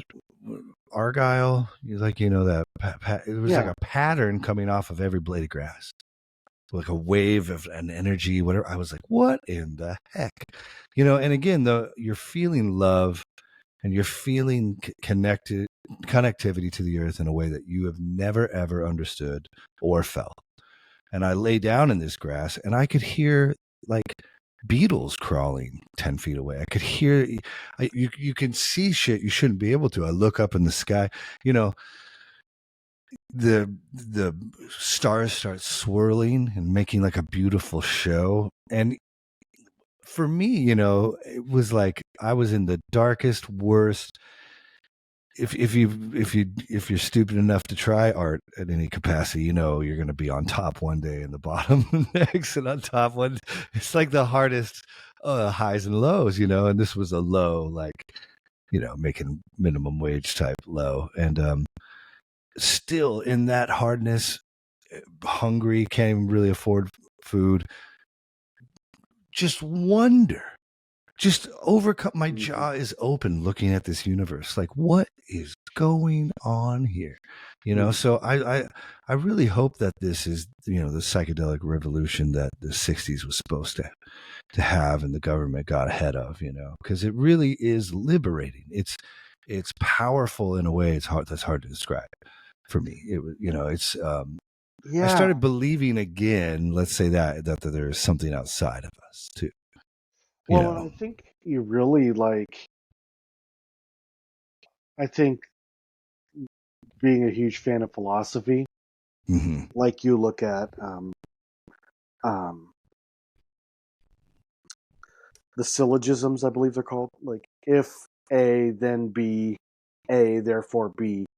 I could be getting that wrong, but would you look at like what was restorative to you was removing all these masks and removing even internal masks and removing the taint of trauma and the smell, the residues. Yeah, the outer layer of struggle and reality and else and allow like why am I supposed to hate a gay person? Yeah, for you to do this, and you had your method of doing that. I'm not a lot different in that in a moment of crisis where I have to respond to an emergency, I don't have time to put a lens in front of that of, are they straight? Are they white? I don't have a time to do that. That's not why I'm there. My goal is to get to help and to do that with those people. That's the purest form of myself that's what I decided. That's what I responded to internally, was to try and be a helper, to be the mat carrier, to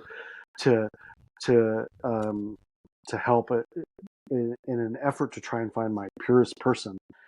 Anything, any residue, any taint, anything that I allow to get in the way of that, that's not who I am. And it fucks with that. And I don't like that, and it interferes with me connecting to the purest form of who I am. Good God. I love this so much. I love this so much. I find it interesting too that both of us, I mean, obviously there's a lot of people that consider me a heathen, but that we can both look at the faith, the book, the person Jesus Christ, and like still see so much beauty and good through all the evil that we've encountered under His name, And that's exactly it, Leif. And I think that I got tired of shit getting them. I got tired of other people yeah, and their opinions and their yeah. hang-ups on whether or not it is inerrant. I just like I don't know what that means. I don't know what that But means. you're sitting here arguing, spending all your life force and energy about this, while there's hungry people right outside your door. Geo, And I'll tell you, Geo, whoever, like all of these amazing people, like I've understood, like there's this. It's an amazing opportunity to execute what your faith is supposed to be, and how rewarding is that? How cool is that? I could think of. I can't tell you how rewarding it is to go and see a parent that's struggling. And every time I see them, their skin's a little better. They're a little more organized. They're a little more coherent. They're a little more with it. They're making progress. We have a little stumble, and they have a little weekend relapse, and then it's just like in 2 weeks, like, look, not only are you better, you overcame a relapse, so you have that under your belt, and to execute that, how can you not see that? How can you not be empowered? Your friend Gio is out there, and I guarantee you that was his drug. Going out and feeding grateful people, and not everyone's grateful, and not everyone's happy. He's got a cool story. Some people come back and bitch because they didn't have enough mustard. But the drug of, the reward of helping and doing that. It's like, I think it's just like, I can't imagine, like, for you talking about like episode 1 to episode 107, like the journey that you've gone on. And I don't think Leif, I firmly believe you fire a missile out there, you provide a statement to someone, you give someone one sentence of positive encouragement. You never know. We will never see the full extent of that. I think of one of my favorite stories that I tell people about you all the time. And your character is, you were playing at Warped Tour, and it was at Green River, and it was particularly incredible because I think not only you, but you and Zach were upside down in the rafters playing guitar, and it was just incredible. Everything you would want it to be. And I like to climb shit. Yeah. Oh, it was incredible. And it's just like, double story, because you were doing your mic check and your sound check, and you were playing Flight of the Bumblebee on your guitar. And you're going on, and you can hear him adjusting levels, and you're playing Flight of the Bumblebee, and then you're just like, and he's like, okay, good. And you turn it off. And what you did not realize is there's 200 people watching you do this, and they just start screaming. You turn bright red, drop your guitar, and run off stage. I was like, if that doesn't cite your character, I don't know what it was. But you played this incredible punk rock show, and hanging from the rafters and screaming, and it was just everything my crusty little punk rock heart wanted it to be. And you being lifelong friends with my wife, and me benefiting greatly from that friendship. We meet you behind the stage. Snuck you guys in, yeah. Yeah. Before that, even, you just came out to meet us, and I think you were telling us where to go. And we're just sitting there talking to you, and there's these young teenagers that are just in awe, and they ask you for an autograph. And again, you turn bright red. And they're like, oh, sure. And they're like, oh, we love unedited, we love Zach, and this, that, and the other. And you're like, I'll go get him. And like, you went and got Zach. And these kids were just in tears of getting to meet their punk rock idol. And that's just who you are. And to you, to see you, the spirit of sharing, the spirit of giving. And your friend's right. Back in the day, you did not give away everything. It made you who you are. But for you to share that with me and Carlie, that day I got to meet one of my idols because of your generosity. other than you. But Mike just Ness is to way cooler than me. he's I was so pumped when I saw him walked into the room because I was like, yeah. I knew you guys were right there. I was like, oh. You're like, oh, he looks tired. We shouldn't go talk to him. And you're like, you're only going to get one shot. Let's go do it right now. But to see you like make those kids like young life, just with you being you and spending time with them, but then going and getting another person they loved and both of you taking pictures with them, like that spirit of generosity and stuff like that. You're in a position of, in our culture, of power. You were in the band. You were on the stage. You are. Oh, yeah. How many stories do you hear of rock stars just turning their noses up and walking away? And it's happened to me. One of the worst things I did was meet one of my heroes. Yeah, never do that. Never do it. And then, but to see you go 180 degrees and go out of your way, I think you brought him back like a drumstick. You like everything you could grab, and you're just like that. You talk about it. That kid is telling that story in perpetuity. Yeah, that's cool. What if that kid is struggling with what the hell they believe and they're sick of this bullshit of like, the 100% inerrant word of the Bible. That's not the fucking point of the Bible. Is not that they didn't have. I love William Lane Craig. It's not a fucking science textbook. It's not the complete and total guide to ethics and morals that people think it is. It's not perfect. It's supposed to be a resource, and you start weaponizing it, you're getting it wrong, dude. So, yeah. Well, and you can see it in the outworkings of your life right then. Yeah. Because everything you say, no one cares, and you don't have this thing where people come back to you and you're not potent in their life. You're not helping. You're not fixing. You're not a part of the good. It's just theological debates. It's ridiculous. I'll remember what you said for the rest of my life. Like, you can tell what kind of Christian someone is by how they use this. Yep. And how they apply that. I'll cite him directly. My brother-in-law is a pastor, and I have such a hard time trusting professional clergy. Yep. And I'm so lucky because I know him as a human. Yeah. And I know him as a human being, and I know who he is. I know his family. Amazing. And it's just like I've never seen. He is a leader, and he leads young people, and now he's working with couples, and it's just like he's the one I trust. He's the pastor I trust because I know his heart and his motivation, and I don't see him weaponizing that. And we've had some pretty good debates.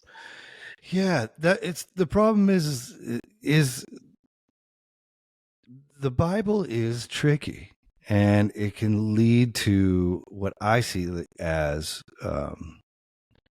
well, in my opinion, I don't. If any of this is real, I think Satan joined the church. I think evil resides on the pulpit in the ministry, and I think you can see it all around the world that this, text is used for that. So if people can be honest about it, that's always interesting to me. It's a new thing for me. If someone can be like, "Oh, the Bible has errors," I'm like, "Okay, well, we can fucking talk now." Yeah. Like, okay, yeah, okay, interesting. So it is a dawn of a new time, though, and in this, we are, man, Nietzsche was right. This shit gets wacky when you're detached from morality, and that death of God thing happened a long time ago. Yeah. Oh, I love that. I could be wrong, and please correct me if I'm wrong, but like that is one of my favorite. The Madman? Yes. Yeah. This man is like, people are like, God is dead. Like, people stop there. That's as bad as taking a Bible verse out of context. That story is so incredible. It's a madman going store to store, searching for God, searching for where's God? And Where's God? Where's God's God? dead. God's dead. And who killed him? We killed him. Exactly. His blood is still on the blade of our knife. Like, exactly. It's like, yeah. God is dead. No, motherfucker. It's way deeper than that. And I love that, and it's hearsay and stuff like that. And like, here's Nietzsche struggling with morality and subjectivity of morality. Such a deep all thinker. The things that I just have dabbled in Nietzsche. Oh, but I love. Just read them all. They're Nietzsche in real life had a breakdown Yeah. because he saw a man whipping a horse in the street, and he felt things about stop whipping that horse. He had empathy for that horse being whipped, and it's just like it did not compute with him. And you talk about realism, the balls that it takes to face that. I thought this, and now I'm feeling this when I see this injustice. I need to fix this. I need to put this together in my head. And I think that's what inerrant dogmatists, people that find that, do not do. Mm-mm. You do not do that. Like, No, you in have fact, missed the point. Right. If you the more you fight against it, like let's say you're gay and you've never acted on it. If you were, as a 55-year-old man would get up in some of these congregations and say, I'm gay, but I know it's a sin, so I've never acted on it once. You'd be like praised. Look, Jimbo over there, he wanted to suck a penis his whole life. He hasn't done it. Glory be to God. It's like He cheated on his taxes. He stole from somebody. He sped in his car constantly, endangering other lives. He drinks and drives because he has to numb. Jimbo sucks. Jimbo should have had sex with a dude and been happy. But 100%. And I think it takes a lot of balls and lady balls, and it takes a lot of courage to go after your discrepancies in your mind. Amen. And I mean, maybe there's even to maybe my own discredit, but the Bible's credit, like there's a verse about taking up your cross daily. And there's also, I think, doesn't Paul say, like, check yourself to see if you're in the Spirit? So there's verses in there that maybe make it apparent that we should be doing this. I mean, it doesn't take Israel long after they literally are hearing God on a mountaintop and just saw him kill an entire army, supposedly. And they're already making a calf, So it's like, I love it. The idea is we're dumb and ignorant, and I love the Old Testament in that respect of the futility of that, and in that, like, no matter what opportunities this group of people, they're just white Caucasians, no matter what opportunities you place in front of somebody, they're gonna fuck it up. And the world is your oyster. If you are a middle-aged white guy, you control the fucking world.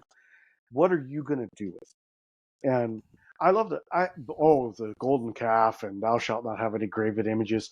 When you walk to a building that's surrounded with crucifixes, people have crucifixes tattooed them, hanging around their necks. And I'm just like, I really struggled, and I'll be honest with you, is like, as I studied the Druidism and stuff like that, and like to fight the religious trauma of like even looking at something that's not Christian text, like even not being super devout growing up, attempting to be, but not being allowed to be.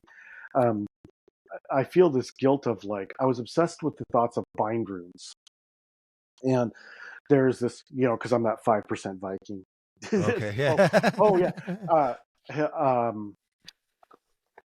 I can't remember his name, but his Northern Black Oak is the tattoo artist.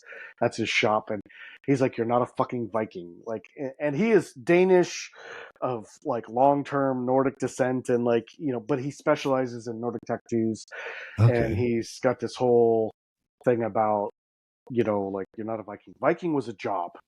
It's what you did. And nobody has been raping and pillaging, traveling on a boat by sea to other countries for a long time. It's been a minute. Enslaving people, it's in been a long time. You might be Nordic, you might be Swedish, but you're not a fucking Viking. And I love him to death. But he talks about bind runes, and a bind rune he writes on a piece of paper. You carve it into a wood. You carve it into stone, and it's a prayer. And you use this ancient language to do it. You could use whatever you want. And sex magic is one of those. Come on the cookie. It's always there's like, what is this? It kind of makes me uncomfortable. Oh yeah, but you if I am writing a prayer down and then you burn it, in effigy to God. Old Testament people, you and I have talked about the sacrifices in the Old Testament. I was recently got to get it up there. That's where he is. Dude, I was recently around Christians who were like, we were at a Halloween thing, and they were like, I was like, oh yeah, the paganism in the Old Testament, and they just looked at me like I was a monster and a heretic, and I'm just like, love it. you haven't even blood of the lamb. How about Exodus? Literally, Yahweh demands your firstborn. You're supposed, and the Israelite people did this for a long time. You sacrifice your firstborn, everything, ox, lamb, child. Best 10%. That is in the Bible. It's actually referenced later in the Bible too. It talks about something about gifts to Moloch. There is, if I remember, there is graphic detail about how you butcher the chosen calf, and before you offer it. So. Yeah. In Leviticus. Yeah. I think so. Yeah. How the altar is constructed, where each body part goes. All of it's very how long everything's supposed. It's like God doesn't want you cutting any corners with.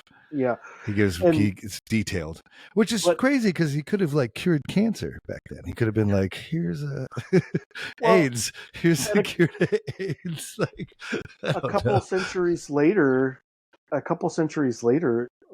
we're burning people at the stake for doing the exact same thing. And I'm like, so where's the fault in that? Are we faulting people to be attempting to be closer to God? Or are we faulting them because they're doing something we don't like? And out of witch trials, it's like, oh, you just happen to be living on a piece of land that I want. Right. So you did that one thing. And why can't we admit this? Why couldn't we go like for me to be like the Bible has fuckloads of errors? It actually makes me feel like it used to be scary, but right now it's a little bit lighter. 100%. Like, and makes me feel a little less scared. Is it maybe that this isn't where all the answers are? And yes, that maybe exactly. that is supposed to assist you in directly searching for these. And right. Were the errors Easter eggs to try and get you to dig deeper and build more of a relationship and figure it out? I've never even thought of that way. Yeah. Is there? I fervently, I spent probably a year and a half, 2 years trying to look up every inerrancy in the Bible and try and understand what that meant. And just like, and I just learned, and it's just like, how much wasted time was, I learned and I got from it, but, much as you're doing, other people are benefiting from you doing it. But, what if that time could be spent feeding the poor? Right. That time could be spent in letting someone talk to you and emote, right? Right. How, it was relieving to try and understand a discrepancy in the Bible. It was calming to try and come to a resolution with these inerrancies, but it wasn't as relieving as helping somebody. It wasn't relieving as having just an awesome, connecting dinner with my wife. It wasn't as life-giving. It wasn't as soul repairing, as humanizing, as bonding, as attempting to live out something. It's fun, and it sure as hell is fun arguing with people about it. It can make, and for a minute it will make you feel powerful, but unfortunately it will have the opposite effect in the long term. And there is good shit. Like, for instance, judge not lest you be judged. Yeah. That's a fucking rad verse, man. Like, live that out. See what happens in your week. Yeah. Try to do that. Think about not judging anyone. Yeah. See what happens. That's rad. I love that. And back to the thing about absolute truth. And it's just like that. Judge not lest you be judged. Treat others as you want to be treated. Better.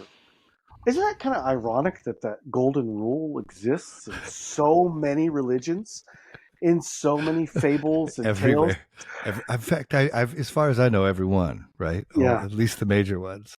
And it's just like, or some principle similar to that. Well, it must be fucking true.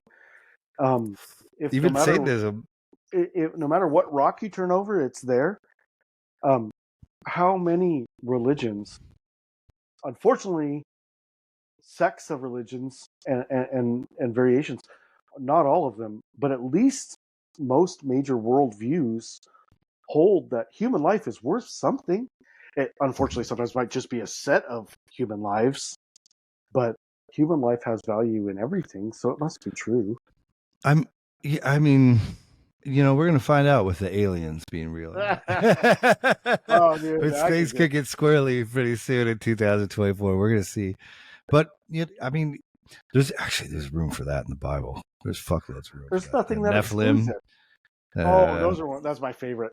It was weird to read the Book of Enoch because that's like the precursor. That's like Noah, the precursor. Okay. It's talking about the angels that came down before and fucked up the earth to the point where God had to. Yeah. Why am I just seeing Matt Damon and Ben Affleck in Dogma? It's funny. I've never seen that. My wife we have to buy it now on DVD to get it. Anyway, she's been trying. She was like trying to like get us to watch it last night, but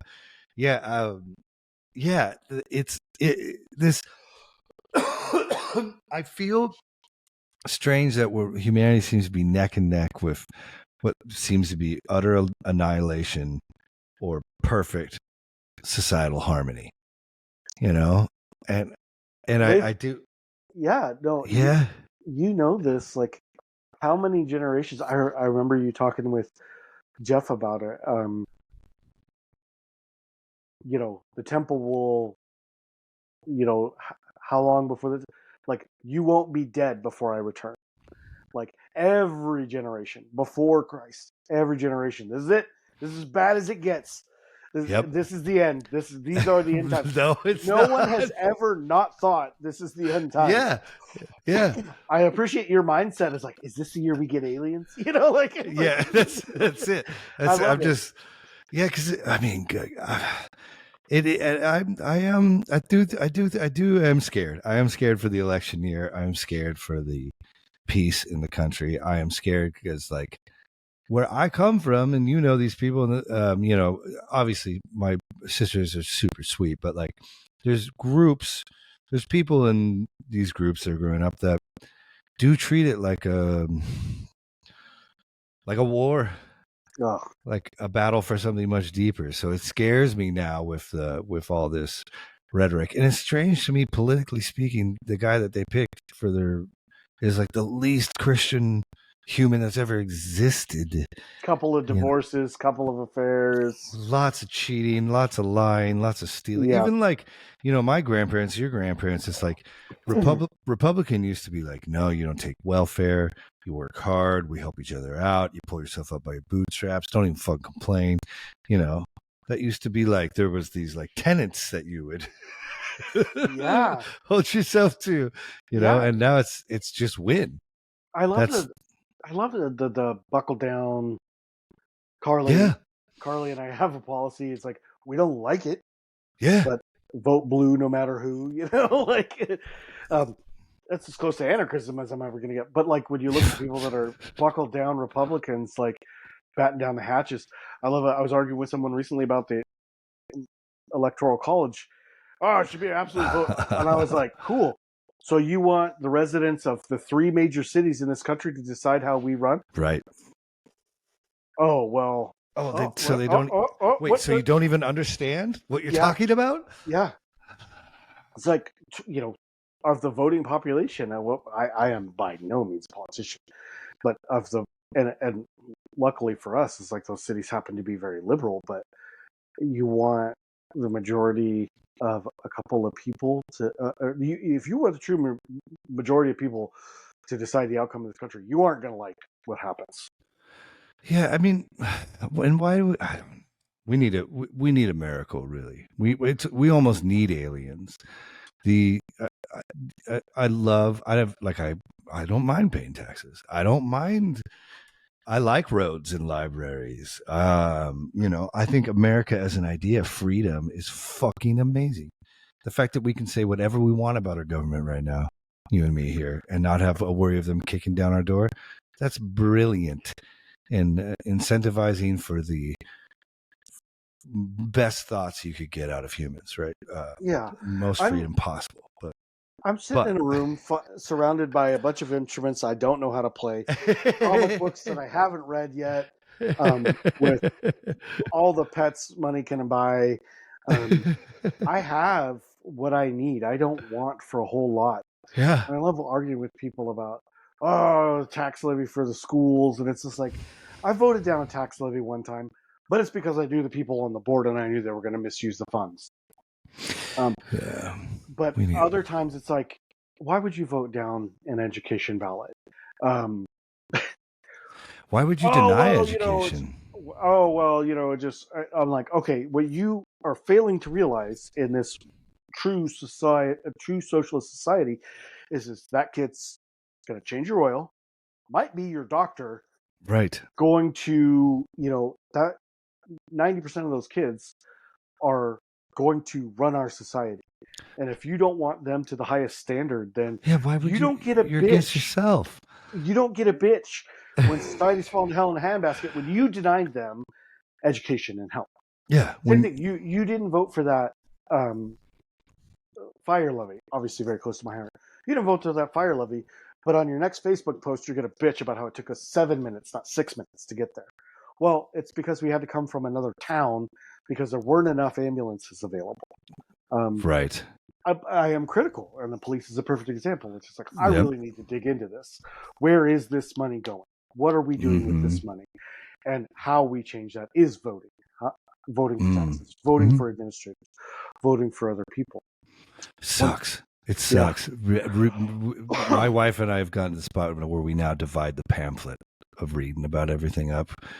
Because if you're actually involved in all the voting, it's like, man, it's hours of your day, several times a year. You're going to be like taking a lot, and what a gift it's been handed down to us, and now obviously hijacked. So I wonder. I hope there's hope for the future, politically speaking, for this country. But I think, I think don't it is see about. much. I'm. How did this happen? Like, I feel like I've taken kind of your role and you're kind of in Jeff's seat. He'll be so proud of you right now, lady. He's got a show. Yeah. But I do think that really, I heard the first time gas went up to $4 a gallon about 12 years ago. They cornered this crotchety old Southern fuck coming out of Congress, because Congress had pulled him in like, why is gas $4 a gallon? And they're like, oh, well, it's simple supply and demand. And it's just like, but the supply hasn't changed and the demand's the same. Why is gas $4 a gallon? Oh, well, it's simple supply and demand. It's like, no, motherfucker, we understand. But anyway, the congressional hearing goes on for hours, and it comes out that gas went to $4 a gallon because they felt like the economy could hold that. And they corner this old money motherfucker, this probably descendant of plantation owners, just this piece of garbage wrapped in wrinkled skin with a pocket full of Viagra. And they're like, well, how do you feel about this? You used to be the former executive of such and such gas company. I don't remember which one. And he's all like, you know what the problem with these executives is they don't get it. And I felt like he opened the veil, like, to use a biblical term. I feel like he exposed the Wizard of Oz. And he's like, it was never about money. We had control. We controlled things. If you want to continue to be in power in this country, you have to let the rabble have their sense of wealth. You have to let the middle class be the middle class. And you cripple them by making gas $4 a gallon, you'll create dissension. That's how the French Revolution started. Amen. And he's like, we don't need money. We own everything. Like, it's about control. And the generation that took over for me, the baby boomers, just want the control or they just want the money. They don't see that the power is in the control of the resource. I was like, whoa. So my hope in the election is that rich people are going to rich people. The 1/10, the 1% that owns 90% of the wealth in our country, biggest disparity of wealth in the world. Not even close. I think you have like Brazil is like 4% of the population controls 80% of the wealth. Or something. I can't remember. I'm not an economist either. A lot of things I'm not. But if the rich just go the fuck away and let us. The middle class pays the charities. The middle class pays the medical bills for everybody. The middle class taxes pay for the education. Just let us have that back. Just let us do what we have to do. Put racism back in the closet where it fucking belongs, because you're never going to get rid of those morons. Let gay people be happy. Stop murdering trans women in the street. And just basic human rights, it seems, as you say and everything. It's like, if you want a strong society, why are they trying to cripple us so much? Everyone. You wanna stop as a middle-aged white guy, and you're in charge of shit. You want to stop having that challenge. Stop murdering ethnic people in the street. Stop murdering black and brown people. Stop denying women rights. And you can go be rich over in your fucking corner and just let us have our PS5s and our electric cars and good bands. Yeah, absolutely. Just let us have our middle class back, and that will rectify a lot. Because the middle class, statistically, has always taken care of everyone below them. Yep. Like decent human beings. Yep. So let us have that back. Stop. The middle class, from my understanding, is gone. It's crazy, dude. It's crazy. Especially after the pandemic. Most money was just sucked out. So yeah, it's basically almost to the haves and the have-nots, unfortunately. And you're right. Like I don't want revolution that way. Like, but who knows? The robots are coming now. So now the super rich aren't even going to need us to defend them. So the Tesla down the street has a robot right in the window. Hell yeah. Did you see that Tesla robot like tore into the employee's back? Was it you that told me about that? AI I don't think so. We talked about it yet. Oh yeah. No, well, it happened a while ago. They buried it. Oh man. Yeah, so this thing's supposed to move hot molten parts, and it saw a person and just started digging into its fucking back, trying to get the hot molten parts out. Left a trail of blood all over the Tesla floor. It's like, I've seen this movie. I mean, it's. I'm sure it's boring to some people, like to be scared of robots, but people have thought forever that this is it. This is the end times. Yeah. But people also think that we're at the pinnacle of technology. I do think that's a factor that hasn't been brought up. It's new to at least us as humans. Yeah. I saw a talk with, of all people, a TED Talk with Billy Graham. And they're all like, wow. The computer age, this is as good as it's ever got. And he pointed out, he's like, this isn't the first time this has happened. The Bronze Age and the agricultural revolution happened in 2 generations. We literally went from the Stone Age to cultivated agriculture to stone-cut buildings in 2 generations. And he laughed. He was like, "The computer, we're on generation 3 of this societal increase." And he's like, "I got bad news for us. If you look at the pattern of humankind, we're about to peak." Yeah. And that's probably a good thing, because we're gonna adapt, and maybe we can keep the robot AI at bay. But just this arrogance, the arrogance of that we're just going to continue to improve is like, it is such. We were supposed to have flying cars by now, motherfucker. There's not even a hoverboard. I know. Oh, I was so mad. They came out with, oh, look, it's a hoverboard, like Back to the Future. That's and not I'm like, fucking. I will hit you in your mouth. Like, that is not what I was promised. But at the same time, we are close to like humans being able to speak without words, like that Neuralink shit. And I read body language all the time. Well, yeah, you're a master, but in different ways. But I think symbiotically merging with technology as humans, I think is gonna. I think it's like, I don't know if it's a fucking glasses you put on or contact, Well, you know about cochlear implants. Yeah, it's my wife's obsessed with that stuff, so I get all the hottest AI and tech news kind of stuff. But at the same time, it's what a time to be alive. And it's strange to me, and I guess also not strange to me, that most people are burying their head in the sands with their dogmas, or some are trying, Oh yeah. and just acting like nothing's happening. But even just the work that the Chat GPT, the AI has been able to do on like genetics, on which will eventually directly affect humans. Obviously, being able to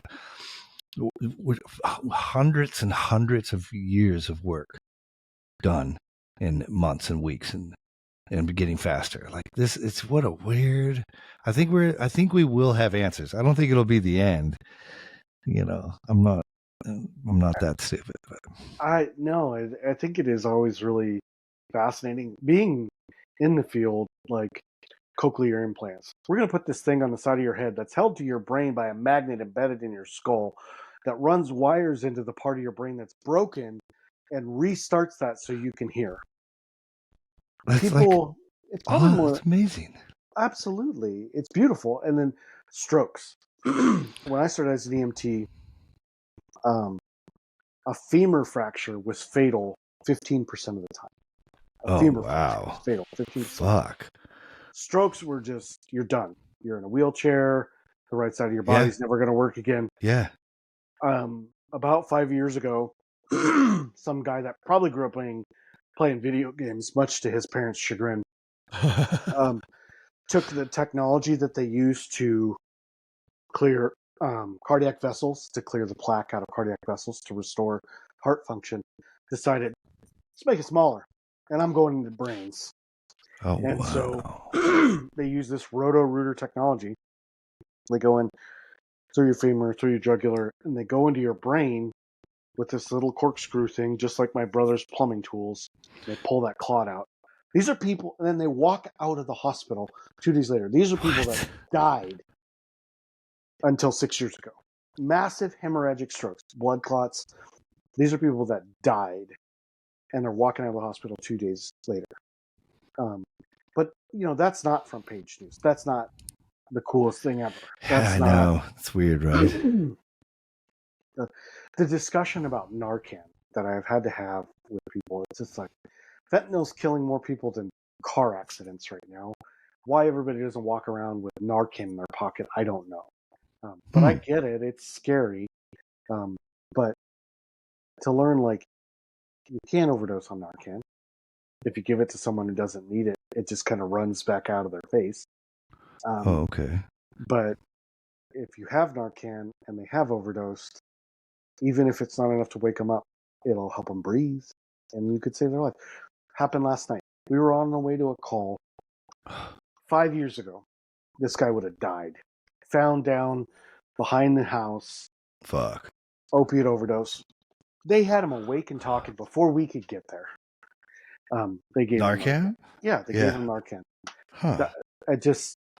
Unfortunately, I think the sheriff's department got there and had it, so there was a delay, and there's always how many brain cells did he lose while he wasn't breathing for 5 minutes? Right. But what a magical tool! Yeah. What a why shouldn't we all have it? Yeah. What a mystical, magical device. What Bible verse would that be under? Dude was dead, and I shot some shit up his nose, and he sat up and started talking. Yeah, there's actually a lot of necromancy in the Bible. I love it. There's a lot of necromancy in the Bible. But yeah, I mean, see, this is, again, even this conversation just gives me hope, though. That's why I was so, I probably should wrap it up because I got to feed my wife. But do you know, we've been speaking for 3 hours and 45 minutes? That doesn't seem right. Isn't that rad? I'm going to put this up totally unedited too, because this is really good. That's the whole idea, is long form conversation to get to this real and good shit in there. Because people do connect with this, and we do. I think there's more good people out there than bad. I love what the last thing I wanted to say was, like, I was listening to you and Jeff talk, and Jeff brought up the Titanic. You guys were talking about hope for society, and like, we're on the Titanic. It's a slow process to change that course to keep it from going into the iceberg. And it's very poignant. But I think what I would want people to know is, fuck the Titanic. We're in a huge ocean, a beautiful ocean. Like, if we don't like the way this ship is going, where's the fucking lifeboat? Let's start over, right? The most important thing about the Titanic is that we choose to be on it. And if we don't like it, let's leave.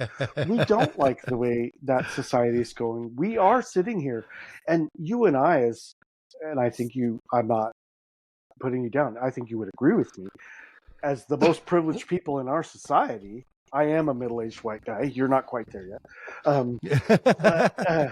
But as white men, like, for us to have concern, historically speaking, I think shows growth as us. You know, we are the people that are the most likely to affect change. Mm-hmm. Putting people in front of us that have more important things to say is how we get off the boat, steer the boat, change the boat, whatever. And I think that I just wish that people, when they make decisions, political decisions, personal decisions, moral decisions about how they choose to apply their beliefs, I just wish, I wish you could see the beauty in a recovered addict. I wish you could see the beauty in delivering a baby. I wish you could see the beauty in crying over a kid that may never wake up. The value of all human life. Like, think about it just for a second. Yeah. If you vote, like, am I benefiting the most human bodies that I can with my decisions? Whether you choose to get 3 food trucks with your church's money and go feed homeless people, whether you choose to dig in and really become an expert on something that changes people's lives, like you're doing, sharing what you know, whether you choose to teach people or feed people or provide for people, you know, if we just try to, like, what has the most value? How do I help restore the value of all human life? Because that's just what I ask people. There's not enough of it too, right? And it's like, it's supposedly the number one goal of Christianity. You know. Well, it just, yeah, I think it was the number one goal of Christ to show people how beautiful they were, that they were worth sacrificing themselves for, that they were worth sacrificing for, that they were worth going in the face of social norms and challenging people. And he leaves the 99 to find the one. Yeah, and I think of course people are going to manipulate and bastardize that, but don't let them take it away from you. Well, yeah, and I think you're a potent force for that and inspiration, and I think a lot of people will find that in this conversation. That, like, no, I mean, especially it's a lot of men that listen to this, you know. So, like, here's a fucking strong ass, manly dude who's not afraid to cry. Oh. Even just that might help enough, you know, for people to start actually being sensitive enough and loving enough to change. Yeah, just just allow yourself the victory of, like, helping a little old lady across the street, you know, to be completely cliche. You just fuck yeah. And out come the wolves, like Rancid's album, like that whole, and their paws, they trampled the alphabet with their snow. It's like an album cover was made because Tim Armstrong sat down and listened to a homeless dude ramble on and on and on and on, and was inspired by this meaningless conversation, but he saw art in that, and he saw art in that guy's perspective on life, and just to be vulnerable enough to go where a human being is and spend time with them as a human being. Yeah, I love it. Amen. It's my favorite thing to do. Yeah, amen. And thank God for that. We need more like you. Mm-hmm. All right. Well, I have to race and use the restroom, but thank you so much. Please come back on. Oh yeah. Well, whenever you want. try and abridge it a little bit for you. Nope. Okay, nope. I'll plan more time. Yeah, I'll be better at having lunch ready. But thank you so much, and thank you, buddy. I love you so much. Your inspiring work and all you've done in my life and helping me to always be brave enough to challenge challenge people on putting their money where their fucking mouth is. And you are a Thanks, huge buddy. part of my life doing that, so I appreciate Well, it. thanks. Yeah, I'm grateful to call you a friend. All Oh, right, yeah. we'll talk soon. Okay. All right, love you, buddy. Love you too. Bye.